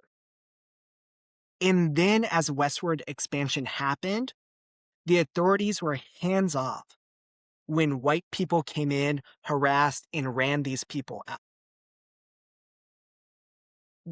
These people did not cross a border, the border crossed them. And so I feel heavily for people of color in this country, right? And we're even ignoring the Native Americans that white people committed genocide against. They're part of us. And They're yeah, part of us. yes, I was just naming that like we haven't named them, right? We're Yeah. not naming, like, I talk to my students about like having grown up in California and then living my adult life in Tennessee. I'm like, y'all say like California is not racist, but what you don't recognize is that it's a different type of racism, Mm-hmm. right? The Mm-hmm. fact is, here in the South, there are states where 35% of the population is Black. In California, right, it's more of a Asian population. And so where do you see the bigotry? You see it towards the bigger demographics. And so, yeah, you might not see uh, a lot of racism in California. Not that there's none, but a lot of racism in California towards Black Americans, but you're going to see it towards Asians. You're going to see it towards Muslims. You're going to see it towards Hispanic individuals. Here in the South, it's more towards Black and brown individuals, right? And so it's recognizing that racism looks different in different parts of our country, and all of it is from being uneducated, right? I have said for a long time, and this isn't a part of my education bill, but like I would love for it to be. I just don't, I know people would push against it. I think we should have the reverse of in-state tuition. I think if you go to a college in your home state, it should be more expensive, and encourage people to move to different parts of this country because you learn when Hmm. you travel and you meet people that you never would have met before. Yeah. And Yeah. so to me that would encourage, right, people to move all over the country and to be exposed to cultures that they only know from TV shows and movies, right? People in California wrongly, not all the time, but wrongly think of the South as this uneducated, like hillbilly, all this type of stuff. And it's like, no, you get here, and especially when you're in some of the bigger cities, you're like, oh no, this is nice here. Like, Yeah. I love it, Savannah. Not that Savannah's anywhere near you, but it's a lot closer to you than it is me. yeah, no, Savannah, Georgia is beautiful and has like a Oh, lot of like so wonderful. history behind it. Mm-hmm. One of my favorite places to visit, I'll be there later this month. New Orleans has Yeah, yeah, so yeah. much history, so much Yeah. culture there. Um, and great food. So So great good. food. Uh, I thought the but muffalata was going to be overrated, but it was delicious. it is. Um, but then here in the South, right? Like the preconceived notion of California is, oh, they're surfers, they're um hippies, they Mm-hmm. are, or they're the intellectual elite. And I'm like, y'all, I want to be clear with you for 1 second. There are more registered Republicans in California Mm-hmm. than people in Tennessee. Yeah. Like for We you to got sit there, everybody here. We yeah. got everybody. So it's this thing again where like people need to like They need be that exposed to exposure. more cultures throughout Yeah. America, because like we forget that like America's as big as Europe, and Europe is multiple different countries, Right. right? And then Each of our like these countries, states, each of our states is like a different country. So imagine if if I left California and went to Nevada and there was a whole other language. yeah.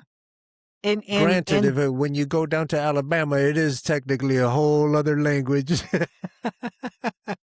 especially the closer you get to Mobile, Alabama. And even That Louisiana, there's parts of Louisiana. I'm like, I swear he's trying to communicate with me. Like, he said words. I just don't know them. what are Um, those sounds?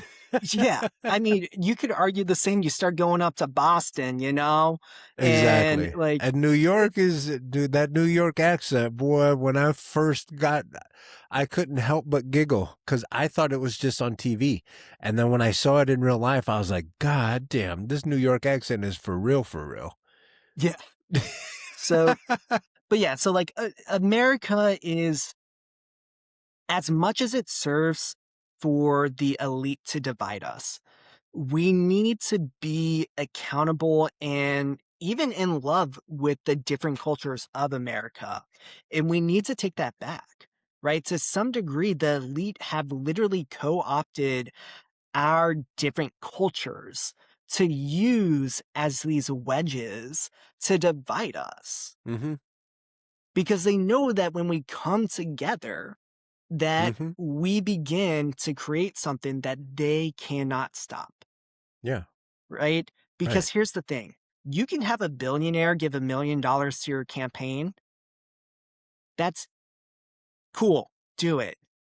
If I can get $2 million from a million people giving $2 each, I've raised more than you. And I didn't have to sell myself out to the devil. Yeah. And so I think it's beautiful that right now in this country, we are seeing across the nation all these grassroots candidates stepping up, whether they are a part of the Democratic Party or whether they're running independently, that are stepping up and saying, like, we're not going to do this anymore. Yeah. I was a volunteer on Afton Bain's campaign last year during the special election here in Tennessee 7. And the amount of people that I got who were either independent or they were Republican. And they were like, the fact that she is not taking corporate PAC money is what makes me want to vote for her. I Mm. might not agree with her on every single subject, but the fact that she is not taking corporate PAC money when others are, I want to like help her out.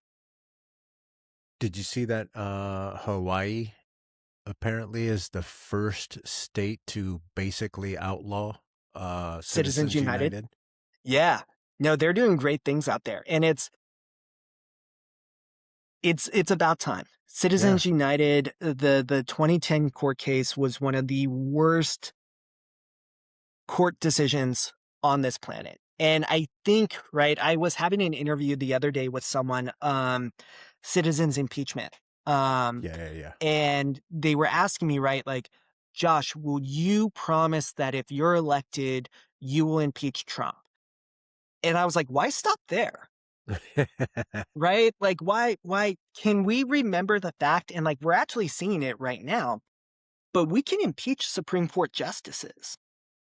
And I think it's about time we start doing that because so many of them have proven to be corrupt. So many of them have been proven that in their hearing to become a Supreme Court justice said one thing and then went and did another. So it's like, no, we need to be holding every branch of government responsible. We need to get back to that checks and balance that was established within this country. And I think we've mentioned it a few times, the preamble. And there's one word in the preamble that I think often gets ignored that shouldn't be. We, the people, in order to form a more perfect Perfect union, union.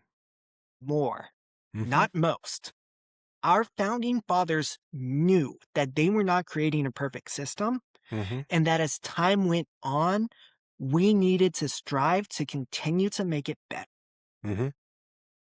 And so the fact that we are not doing that, the fact that we're ignoring the checks and balances right The now, that we're fact that we allowing, are not proud of being Americans anymore. Nobody is. Nobody and is. we should be. We're not, but we should Right. be. Right. And I'm Be talking left leaning, right leaning, everybody. Everyone is tired of our shit. yeah. And so it's time where, and that's why I love going back and talking the history of Tennessee to these people, because it becomes a thing where I'm like, hey, I'm not asking you to change who you are. I'm asking you to remember where you came from. A state that has historically made mistakes, but has had people courageous enough to stand up and blow up a prison because the election was corrupt. The people who went to war with the mining companies and the US government because they said, no, slavery is over. The people who have worked so hard, right? Tennessee was the state that got women's suffrage to pass, right? So Tennessee is, and I'm hearing it a lot from Black activists now. Tennessee might have been the birthplace of the Ku Klux Klan, but it's also historically been a place where Black activism has started and had a lot of success. Mm. Mm-hmm. And so to me, that is something that I try and remind people of, right? And I joke, right? Like this is why you hire a teacher to run for Congress because I can teach people some things. But it's going over the history of this stuff, right? It's going Yeah. over, hey, this is who we have been. And if we're not looking to build on that and improve and be better each and every day, then we're only going to continue to be Americans that don't like ourselves. Right. Right. And I said That's a it in my terrible first feeling. interview. Yeah, I said it in my first interview with the Kingston Springs Gazette, and I've said it countless times since. I am not here to pit the left against the right. I'm here to set the fight up versus down because the elites of this country are using all of these things to divide us. Hmm. And it only benefits them. Hmm.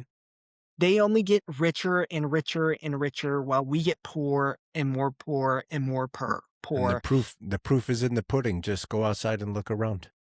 Yeah.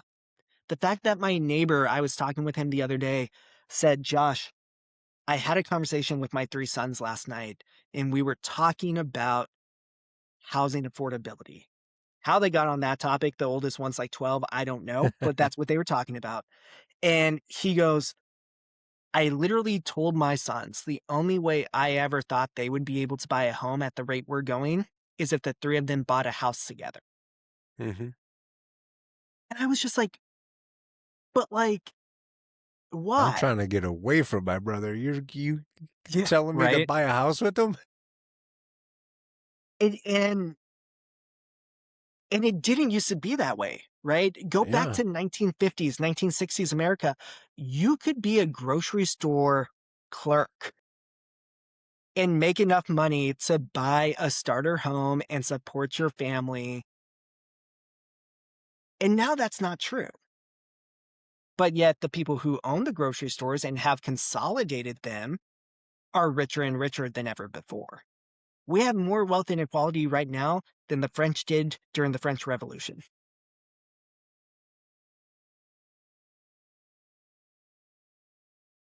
And so it gets to the That's point where it's like, crazy to say. it is. Because there's implications there. But Yeah. Yeah. right, the thing is, Malcolm X gave a speech in Detroit that was called "The Ballot or the Bullet," in which he talked about, and this is one that I heavily encourage a lot of people to read if they haven't before, because to me it demonstrates that Malcolm X was not for violence. He was proposing that we try and do things peacefully, but that if pushed into a corner, you needed to do what you needed to do to survive. And so in this speech, he's talking about the fact that, like, hey, if we come together, and he was speaking specifically about Black voters, but I think it's true for voters who are tired of the status quo in general right now. If we come together and we work together, we cannot be stopped. And if that doesn't Facts. work, then we're left with only one option. And that's simply because you are not listening. Mhm. You're not listening to your constituents. People that are in power, all of these 70 somethings and 80 something year olds, you're awful comfortable. You look on TV, you look nice and healthy. You look like you don't miss a meal. You look like you read all the good books. But your rules, your this is my main argument for term limits is the people that make the rules should then live under those rules. Yeah. Just that So, simple. and I guess sell me on this, Carlos, because this is one point that like I usually butt heads with leftists on, and Hmm. like my thought is, if we have a good representative and then they get term limited out, like I have problems with that. And so Yeah. like, but I also understand that like once people are in power, it's easier for them to maintain power, and so Hmm. term limits help with that. And so like I go back and forth on that. Yeah. Like I will openly admit, like it's the one like leftist talking point that I'm like, I don't know. Yeah, yeah, yeah, Um, yeah. I get, but at and least I'm also upfront about it. yeah, I'm like you too. You know, if you pick someone that's trash, the natural built-in term limit is you haven't convinced anyone that you're doing a good job. So, right? So that would make sense, but that point gets polluted by all the money that gets pushed into politics, right? You But could so be I'm curious trash, but if because you have $1 million to say that Carlos is even trashier than you might win, and then you get to, right? So let's take money out of politics, and then now we can see with clear eyes: are you doing a good job, or are you not doing a good job? yeah, and to me, that's kind of the starting point, right? I think we need to start, right? Let's remember that democracy has always been an experiment, Mm-hmm. right? And so to me, like removing money from politics is the number one thing we need to do. Mm-hmm. Mm-hmm. And then, like you said, like I think that clears up for people whether someone's doing a good job or not. Right. And so then I'd be curious, like, if we get to the point where money is taken out of politics, where, you know, each person running in the primary is told, you have $50,000, make it work. Mm-hmm. You don't get to raise more than that yourself. This is how much you get. Very almost like the NFL system, right? Where it's like, okay, you can bring this into the pot, but then we're going to distribute that evenly. Um, and then in the general, you know, you're told, okay, well, this is bigger, so you get 100,000. Um, but I'd be curious if that kind of cleans things up. I do think, yeah, I'd Yeah, be because curious to start there. it would be And if it that would doesn't be work, it would be difficult to have someone who's actually has ideas, and things are working, and after 8 years you're like, all right, cool, thanks. you know um so the hope would be that those ideas that are working, maybe there's someone else that can pick up the baton or something. I don't know, but I agree with you. I can go back and forth. I can convince myself either way. yeah. They both Well, have and that's valid stances, but that's just it. Like, neither one we won't have a clear picture what works until we get money out of politics. agreed. I can agree with you 100% on that. Right. And I even think about, I have been a Bernie Sanders stan since like he first started running for president back in 2016. Yeah. Um, but even right now, I'm a little pissed with him. I'm like, dude, you're how old? Like, why am I not hearing about like your staffer who's 35 and you're like, Right. this is going to be the guy who's taking my Right. spot. Right. This is Do going to be the good woman who's taking grooming. the spot. Yes. Right. This idea of like building up the people that work for you to take over your spot. And so like and I think I even say that, right, to be like, one of the things I hate about the American right today is that they will never talk bad about their own people. They are, and they dub it as loyalty. And I'm like, well, it's loyalty to the party, not loyalty to the American people. Right. And I would argue Exactly. that that's worse, Yeah. right? Washington, the original president, was like, hey, I have a problem with these party systems because I think people are going to become loyal to it instead of the people. And Look guess at what? He was right. look at what Mitch McConnell has done. Yeah. Look at what Mike Johnson has done.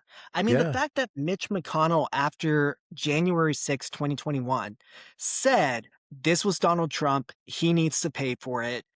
And then a couple days later was like, oh, well, like, we'll just push the hearing of the impeachment until after the election. And then after the election was like, what's the point of even impeaching him? He's no longer president. We'll just let the criminal courts take care of it. And then the Republican held Supreme Court said, oh, well, that was an official act of the president and you cannot be charged for that. And so it's like, it's this thing where it's like they protect their own, and I will be the first on the left to be like, listen, if Bill Clinton is in the Epstein files, lock his ass up. Lock his ass up. From what I understand, there's private prisons chomping at the bit to have criminals.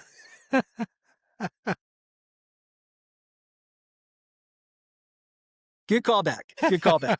Uh, But that's why I love talking to teachers, and Congress does indeed need more teachers, mhm. not just lawyers. Yes, lawyers, fine, so you guys can argue with all the big words, but we need teachers that help us put everything together to have a grander picture and a better understanding of exactly what is happening. And why is it that for 53, 54 years that I have been walking this planet, we've been complaining about the same shit? But don't do anything about it. Nothing. Yeah. And And it's all you so do one is of the continue to take poor kids and put them in uniforms and send them out to war. that's I have had for the past couple years students asking me because they know I'm a veteran and being like, so Mr. Sales, like, do you think I should go into the military? And I have told them, and especially this past school year, I've had kids that I'm like, you guys, I am telling you we are going to get into a war with Iran. I'm telling you we will. And then like the day it happened, like kids came in and like wouldn't look at me. And I'm like, listen, I'm not you're a 17-year-old. I'm not gonna be like, I told you so. But like I'm here for you. I'm here to like talk to you about like what are your choices now because you've already signed the contract with the Marines. Like what can you do at this point? Uh Eat a lot of McDonald's and get fat so they won't take you anymore. Um Yeah, I mean, but so right. So dude, I've or win the lottery so you can hire a doctor that says you have bone spurs. yeah, either way, one or Either the way, other. we can figure it Uh out. We can figure it yeah. out.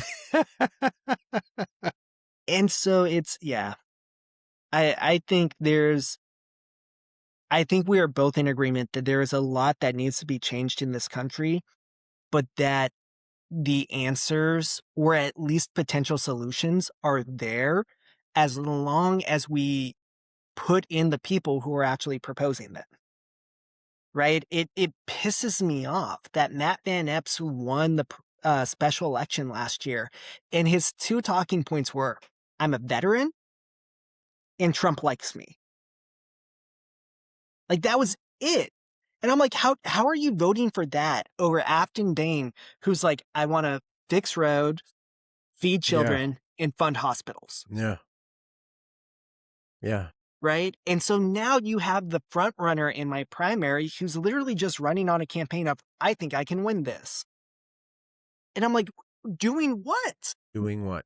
And that's one of the things that I thought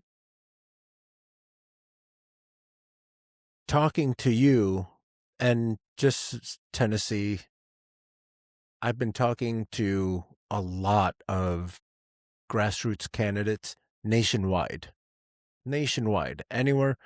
New York, Florida, Tennessee, California. I've talked to a bunch of grassroots candidates.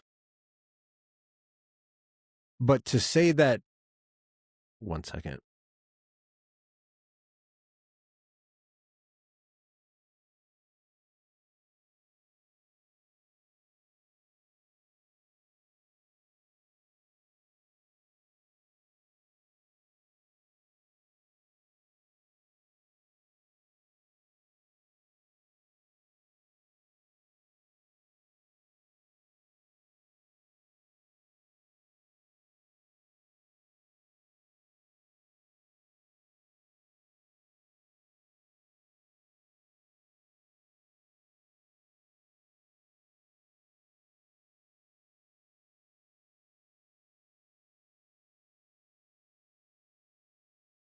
Had to take the opportunity to grab my computer charger. I'll chop that part off. Um, so I talked to so many grassroots candidates around the nation, but Josh is the first one to say I have written 12 bills. It's not, uh, talking about some of the people that are in Congress right now. Not only are they getting money from these companies, but they're also getting these bills that they don't read, let alone write. They don't read. So to have someone like you come and say, I have 12 bills that I have written that are pretty much almost ready to go, and that you're locked in like that already, I think is it's wonderful. It's wonderful. And the fact that you're doing all of this even before you have the job, and even before you get the check, and even before other people are trying to, you know, sully the waters with you're putting in the work already. Well, and so the two things I'll say about that is one, I kind of jumped into doing that. And then, like, when I was halfway into this project, like, was told, whoa, whoa, whoa, that's freshman congressmen, like, don't even pass a single bill, let alone write 12. What are you doing, man? And I was like, okay, apparently too much. Um, but the second thing I want to say about it is that the bills are still being written because as I continue to campaign and talk with people, and as I do my town halls and talk with my constituents, I listen to them, right? I listen to the fact that as I was talking about one of my bills that is paid for via a financial trade tax, someone brought up the good point. They were like, "Hey Josh, like you realize like most of our retirement is tied up in stocks. So like that's going to be hit by that." I was like, "Cool. Easy. I can put in a rider that's just simply says like if you're making less than $150,000 a year, which is going to be anyone whose retirement actually would be feasible with that, Mm-hmm. this doesn't apply to you." And so as I continue to talk to people, I continuously update the bills. But that's the difference, right? As you just named, like most of these Congress people don't even write their own bills. It's written by a company that hands it to them. Whereas I'm writing them with my constituents so that my constituents are getting the best that they can out of it and Mm-hmm. getting what best serves them. And I've made the promise to my constituents that the town halls I'm holding aren't just a campaign gimmick. They continue after I'm hired as well, Mm-hmm. right? I will never vote on a bill that I cannot stand in front of 200, 300 plus of my constituents and explain to them what that bill is, what it does, how it affects them, and why I voted on it the way that I did. Mm-hmm. Because I'm sorry, I thought that was part of the job. Mm-hmm. But apparently, you know, when we put that against a lot of the other people who are in or running, it's not to them. And so Yeah. that's the thing I tell people too. It's like, hey, you don't have to agree with me on 100% of things.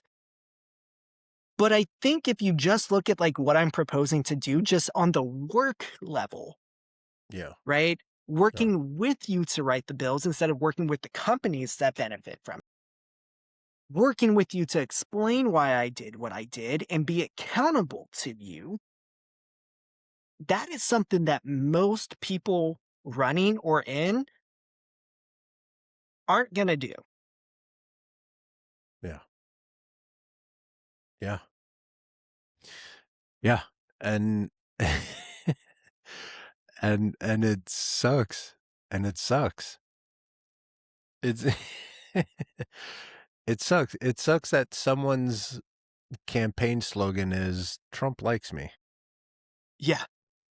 And right now, like I don't even know what the dude's campaigning on. I haven't seen much. He's kind of I think he has in his head that he's already won this because of the redistricting and all that type of stuff that he's just not even doing anything.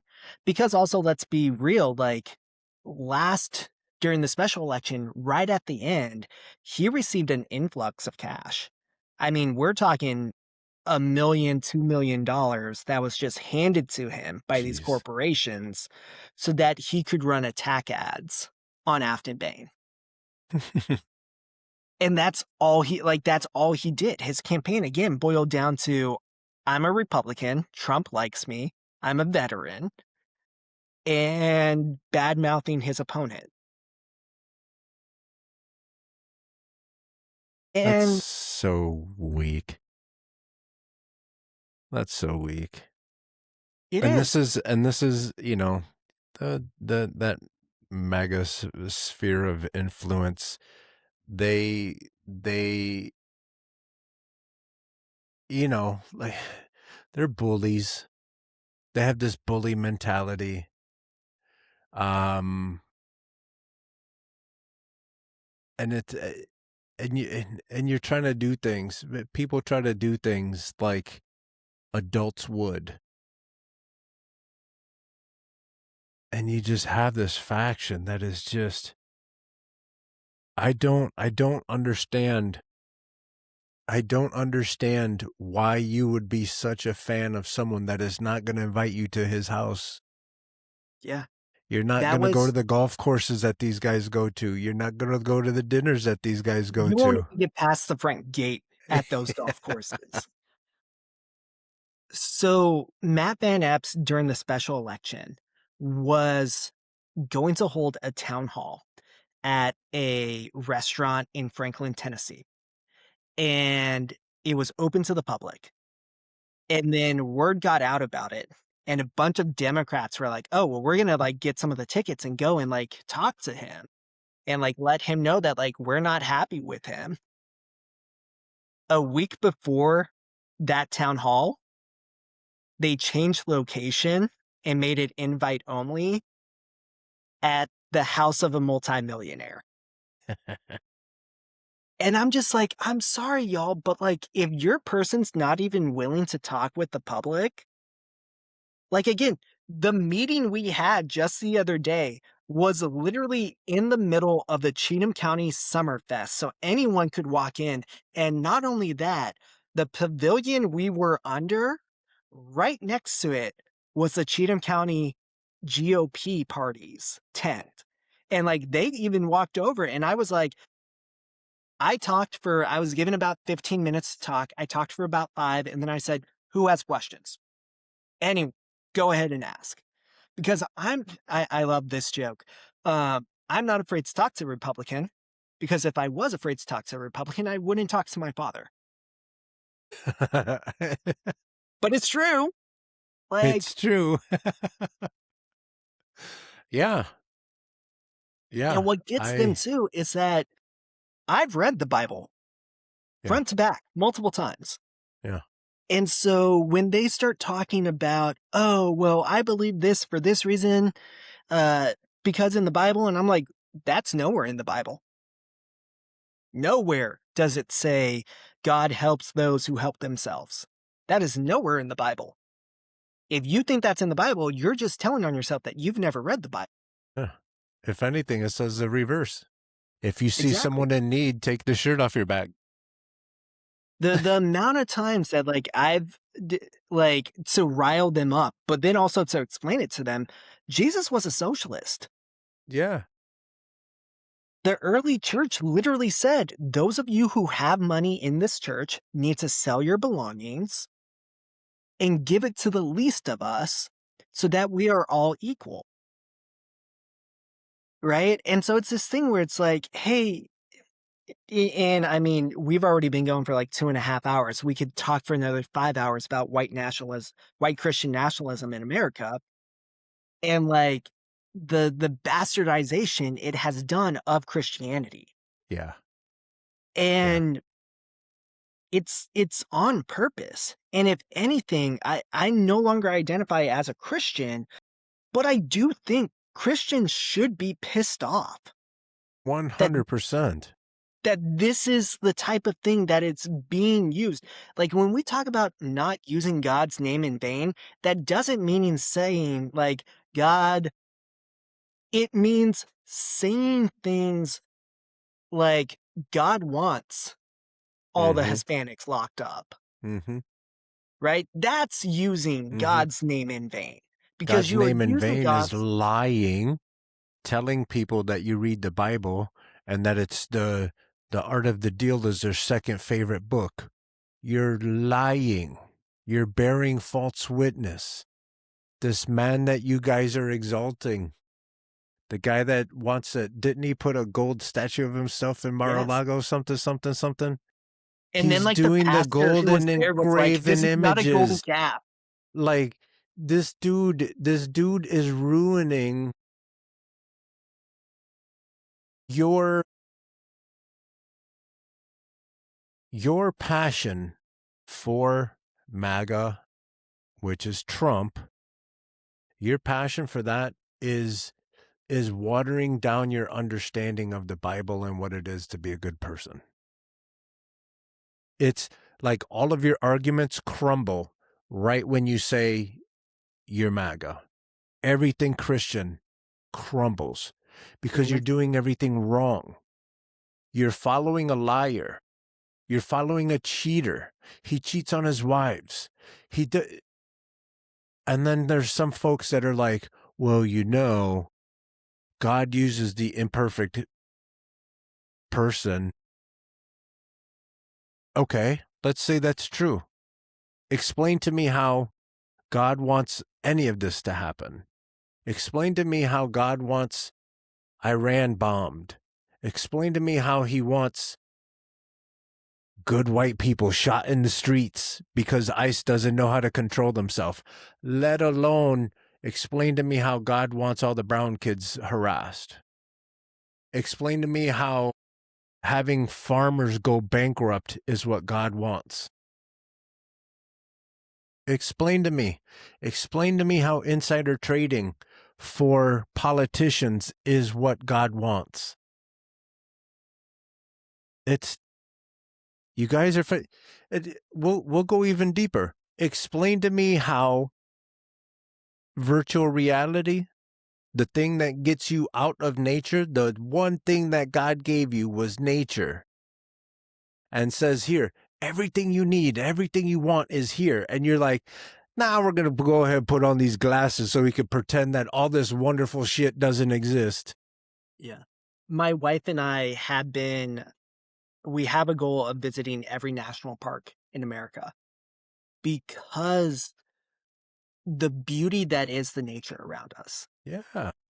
And so much of it is being threatened by GOP politics. Mm-hmm. They literally, Matt Van Epps in January voted yes on House Joint Resolution 140, which opened up the Minnesota boundary waters so a Chilean billionaire to mine.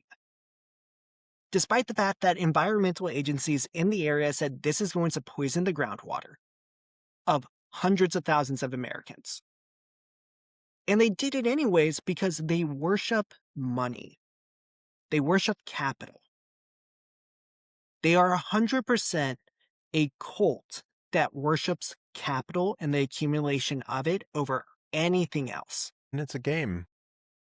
It's a game for them. That doesn't and nobody wants to play that game. I don't. Nobody wants to play that game. I don't. It's a I dumb game. right. I like to imagine instead, and I've done this thought exercise with people before. It's this question of what does heaven look like to you? And how can we make Earth as close to that as possible? Mm-hmm. Right? Because we have the resources for a lot of this, right? Like Mm-hmm. in heaven, there shall be no sick. We are far from that here in Mm-hmm. our world. But, right, this idea of we could get rid of 99% of pollution by going to renewable energy, green Mm-hmm. energy. We can eliminate poverty. We can eliminate homelessness. We can eliminate the majority of crime. We can eliminate all this stuff. We're just choosing not to. Mm-hmm. And it even goes back all the way to the beginning of this conversation where the question was, where is the money for it? And the answer again goes back to that RAND study of $80 trillion being transferred from the bottom 90% to the top 1%. And when we look at the fact that the top 10% of Americans hold about $120 trillion in assets, well, that pays off our debt. That pays off the debt held not just by the nation, but the debt held in credit cards, medical, student loans, right? It pays off all of this stuff and then some, right? And it's one of those things too that like I was talking to a friend of mine who has a master's in economics, and I was like, hey, what would it look like to do that? And as the government takes that money back in, destroy it, right? The opposite of inflation. And like, there's a lot of economists who will be like, well, that's shrinkflation, and that's even more dangerous. The American dollar has been weakened over the past 20 years by us just printing more and more money for bailouts after '08, when the banking system knew that they were gambling with our money, knew that it was a bad gamble, and didn't care because it was a game of hot potato to them of who would be holding the hot potato at the end. And the joke's on us because at the end, we, the people, bailed them out anyways so that none of them got in trouble. We saw it again with the COVID pandemic and all the stimulus money that went into it. And yeah, a lot of that went to us, the people, but that money went straight from us right back into the hands of the rich Yeah. because they just kept raising prices. We know that, you know, people are like, oh, well, gas is so expensive because of the war in Iran right now. And I don't disagree with that. But we also have to acknowledge that Shell just reported that their Q1 profits are 24% more than they were last year. Jesus. Not their revenue, their profits, Mm-hmm. which means that they are making money above and beyond the war in Iran. Mm-hmm. And so we know that they're raising gas prices more than they need to because they've learned in the past decade, if not longer, that they can just simply tell the American people, well, cost went up. And they can blame it on a war. They can blame it on some natural disaster that they helped cause.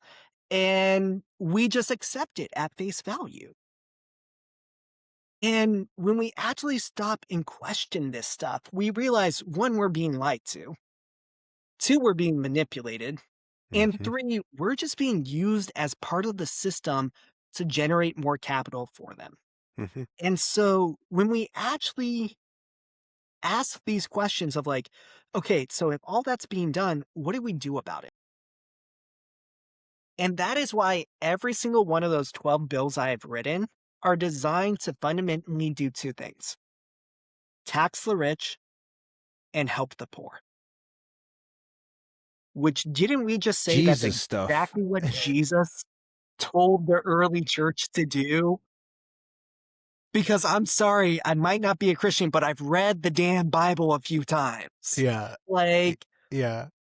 and yeah, so it's one of those things where again, like they've used white Christian nationalism to deceive people and bring them over to their side and continuously lie to them, right? You go to a modern Southern church, they don't tell you, hey, open your Bible. They go, hey, I'm going to preach to you for the next 2 hours. I'm going to Yeah. tell you what the Bible says and Yeah. what my interpretation is of that, Yeah. right? Mm-hmm. Mm-hmm. Let's remember, what was the crime of Martin Luther?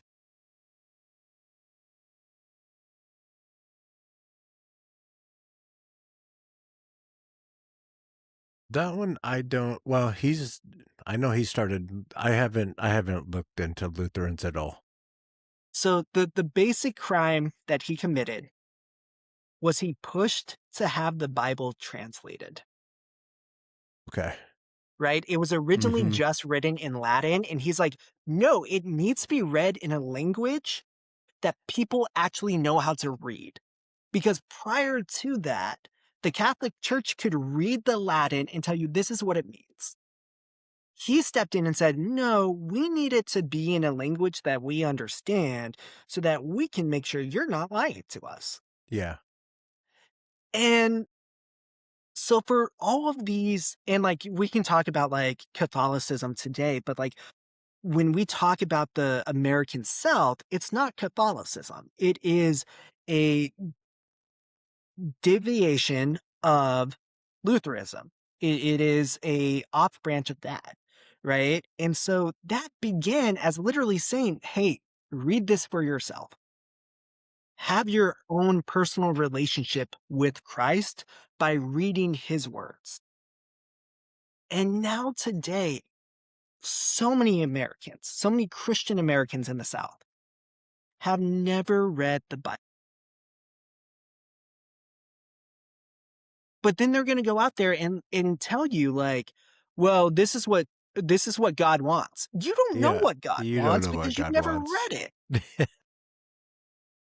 You accept what your pastor tells you, right? This whole notion that here in the South, especially, one of the biggest pushes isn't just like, of course, here in the South, we have a lot of push against people of color, but the other big push is against women, Yeah.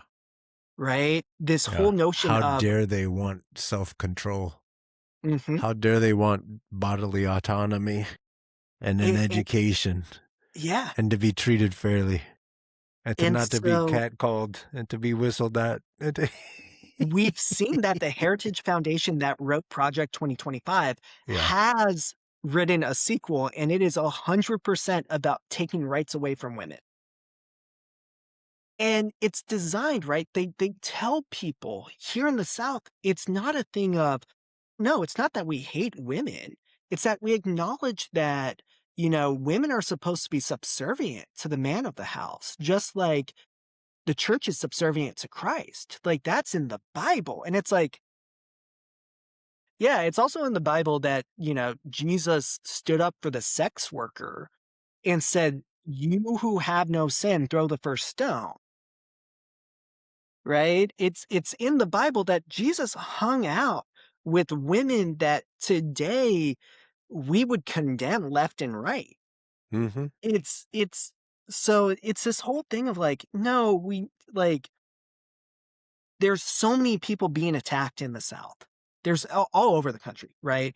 But especially I say that living here in Tennessee, there's so many people that are being attacked to the point that only someone who looks like me is going to have rights anymore. And even then, Mm-hmm. I won't because they're going to be like, well, you're a communist. So, Yeah. straight to the work camp with you.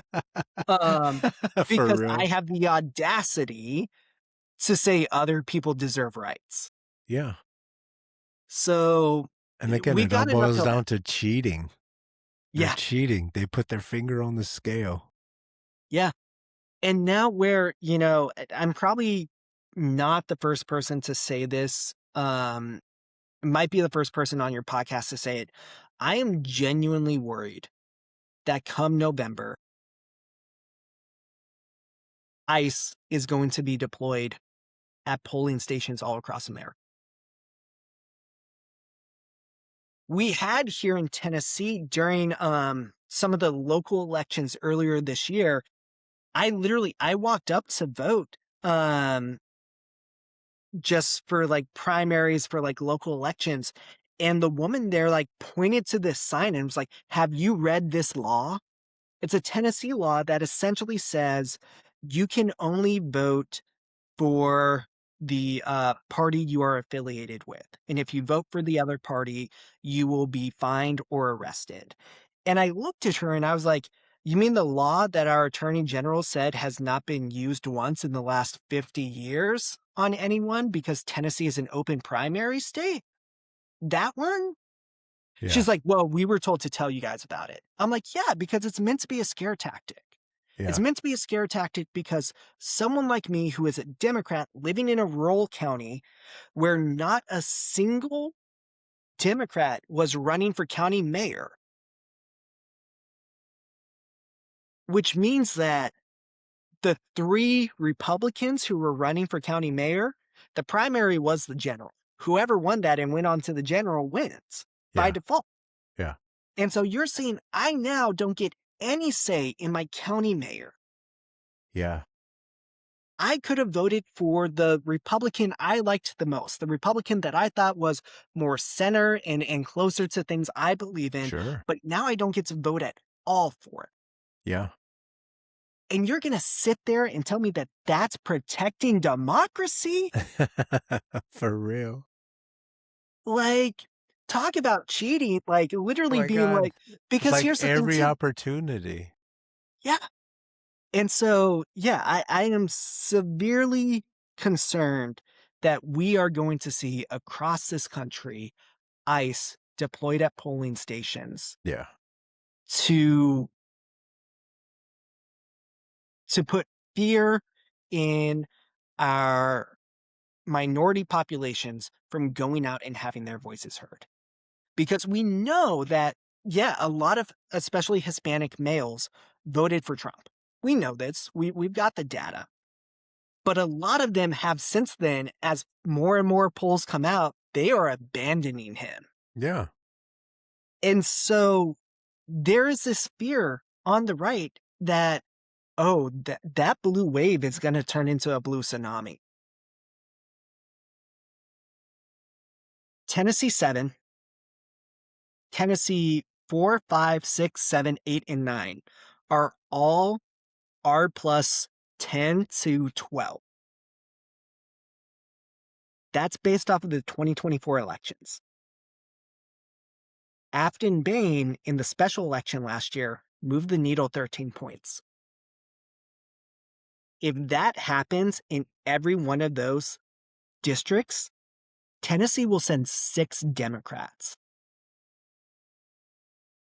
It's pretty sick.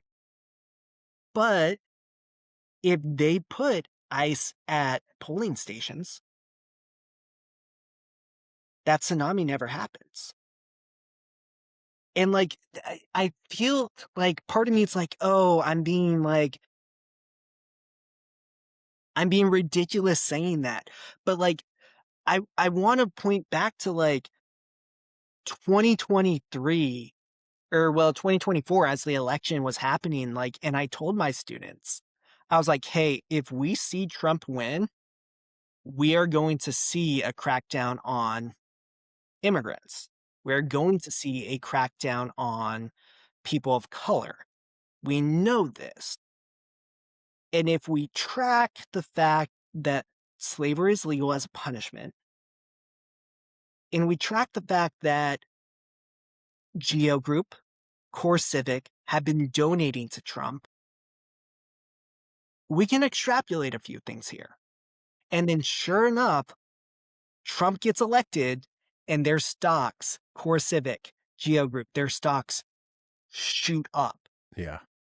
And I literally walked in and I projected their stock values on the screen for my students. And I was like, what did I I tell you hate guys? being right.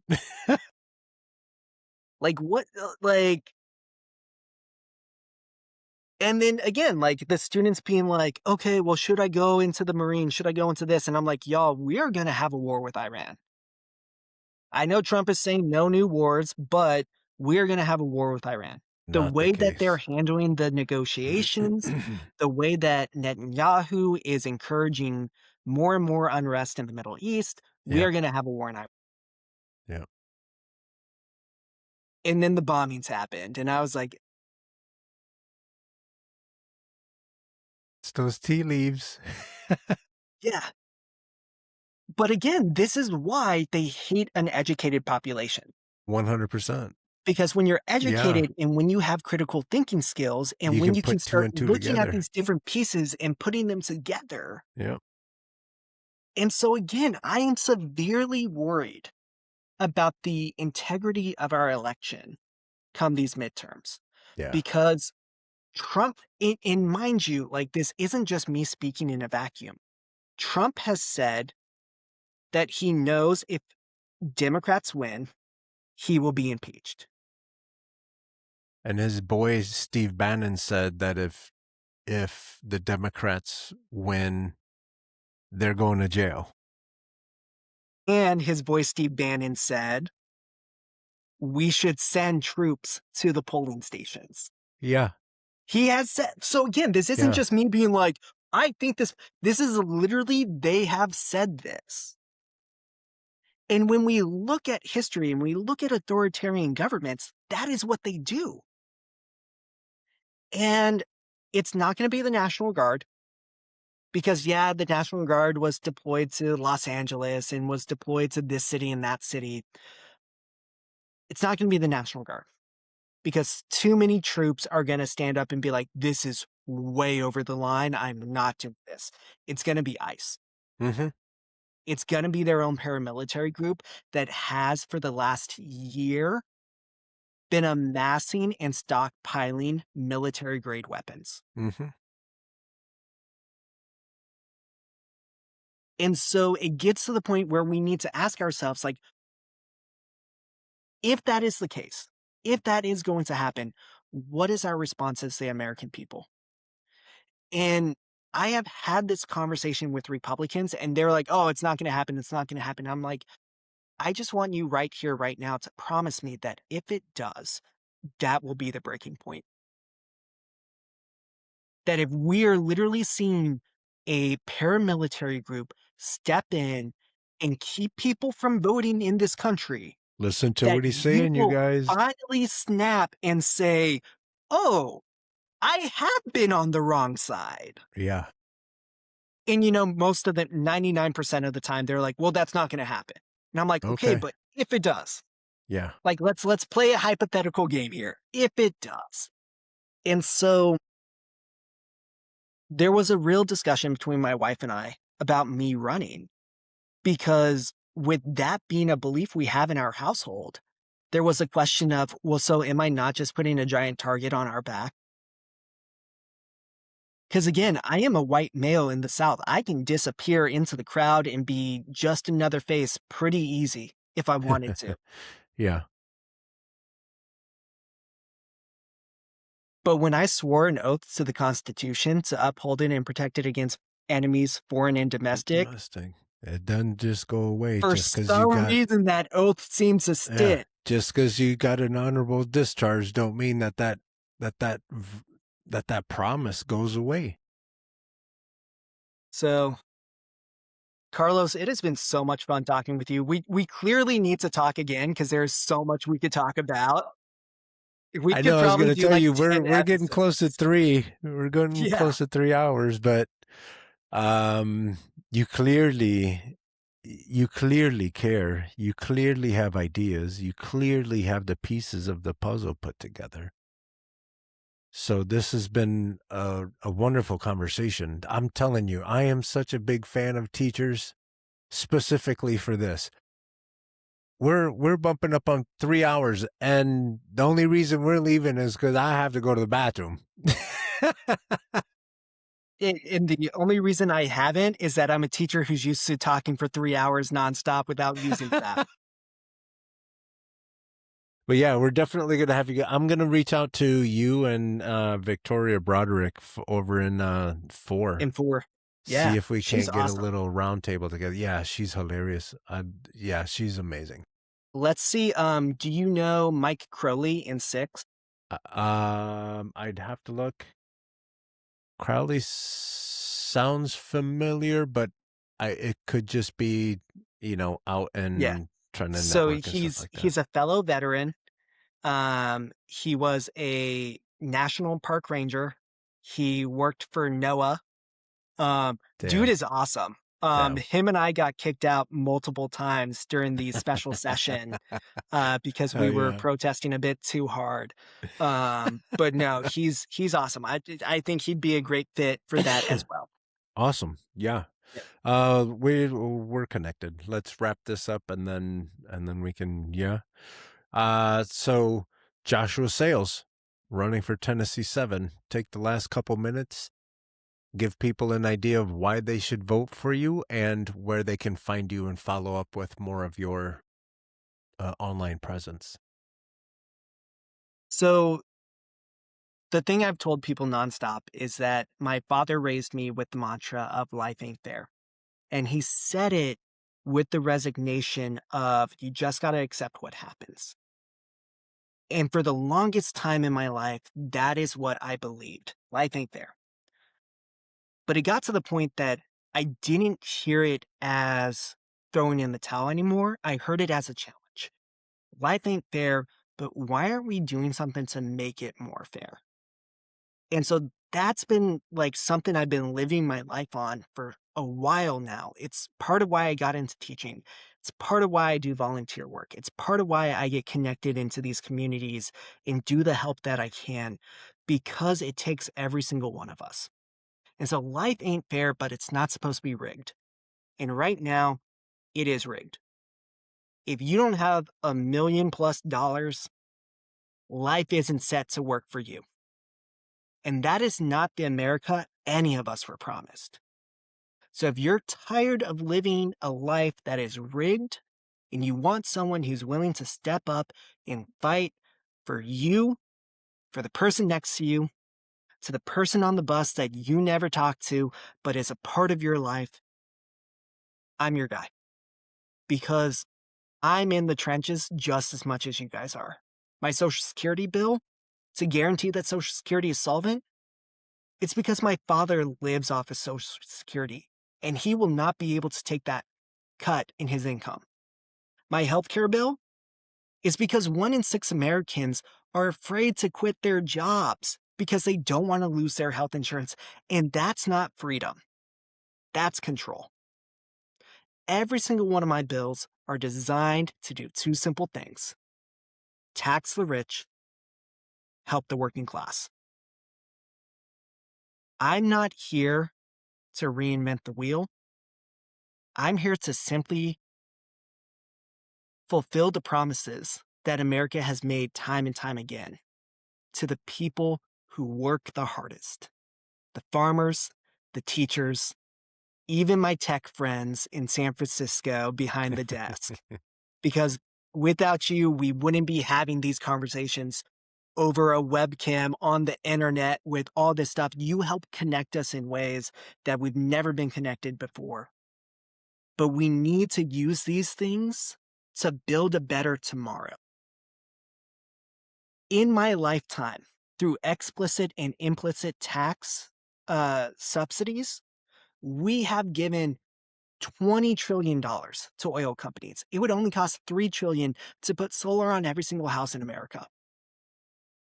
So for 1/7 of what we've spent in the last 35 years, we could have made sure every single house never had another electric bill. There's so many things we can do when we simply say, instead of giving the money to some corporate banker who's just going to put it overseas in a bank account that will never ever see the light of day, what if we actually invested that money into the American people? Because I don't see money as something to hoard. I see it as something to invest. The wealth of the American people belong to the Americans. It is not only unfair, it is a national security risk to us to allow Americans to be this unhealthy, this broke, this desperate. This isn't left versus right. This is up versus down. And we all need to get that right. We need to stop working on the same division level that they are doing, because when we do that, we are only separating ourselves from the people next to us, the people who could help us. So we got to stop playing that game. We got to start playing a new game. And if any of that sounds like something you would like, then I could use your support. And support looks in different ways. If you can donate, please do. Every dollar I get helps. If you can do some phone time and call people in my district and work with them to come up and vote for me for the primary, that helps. If you live here in Tennessee and can do door-to-door canvassing, that helps. If all you can do is share my social media with the 200+ friends you've got on Facebook, that helps. There's no piece of this puzzle that is too small that I won't ask for, because every single piece of that puzzle adds up to the whole picture. So you can find me on salesforcongress.com. That is SALES, the number 4, congress.com. And don't worry if you forget that it's the number 4 and you do FOR. I bought both domains. They both go to the same place. My social media is on there. The sales plan is on there. The 12 bills that I'm continuously working on with my constituents to make sure that they are perfect for the American people. Check it out. Read it. Send me some feedback. I'm always happy to engage. The door is always open because that is the job of a representative. And that's the job I'm going for. Again, my name is Joshua Warren Sales. I'm running for Tennessee 7. You can find me on salesforcongress.com. I'm also on pretty much all the social medias, primarily Instagram and Facebook. I am a millennial. There you have it. I'm in. I'm telling you, I love teachers. Teachers are my favorite. I'm going to go ahead and just say, and with that, everybody, we're out.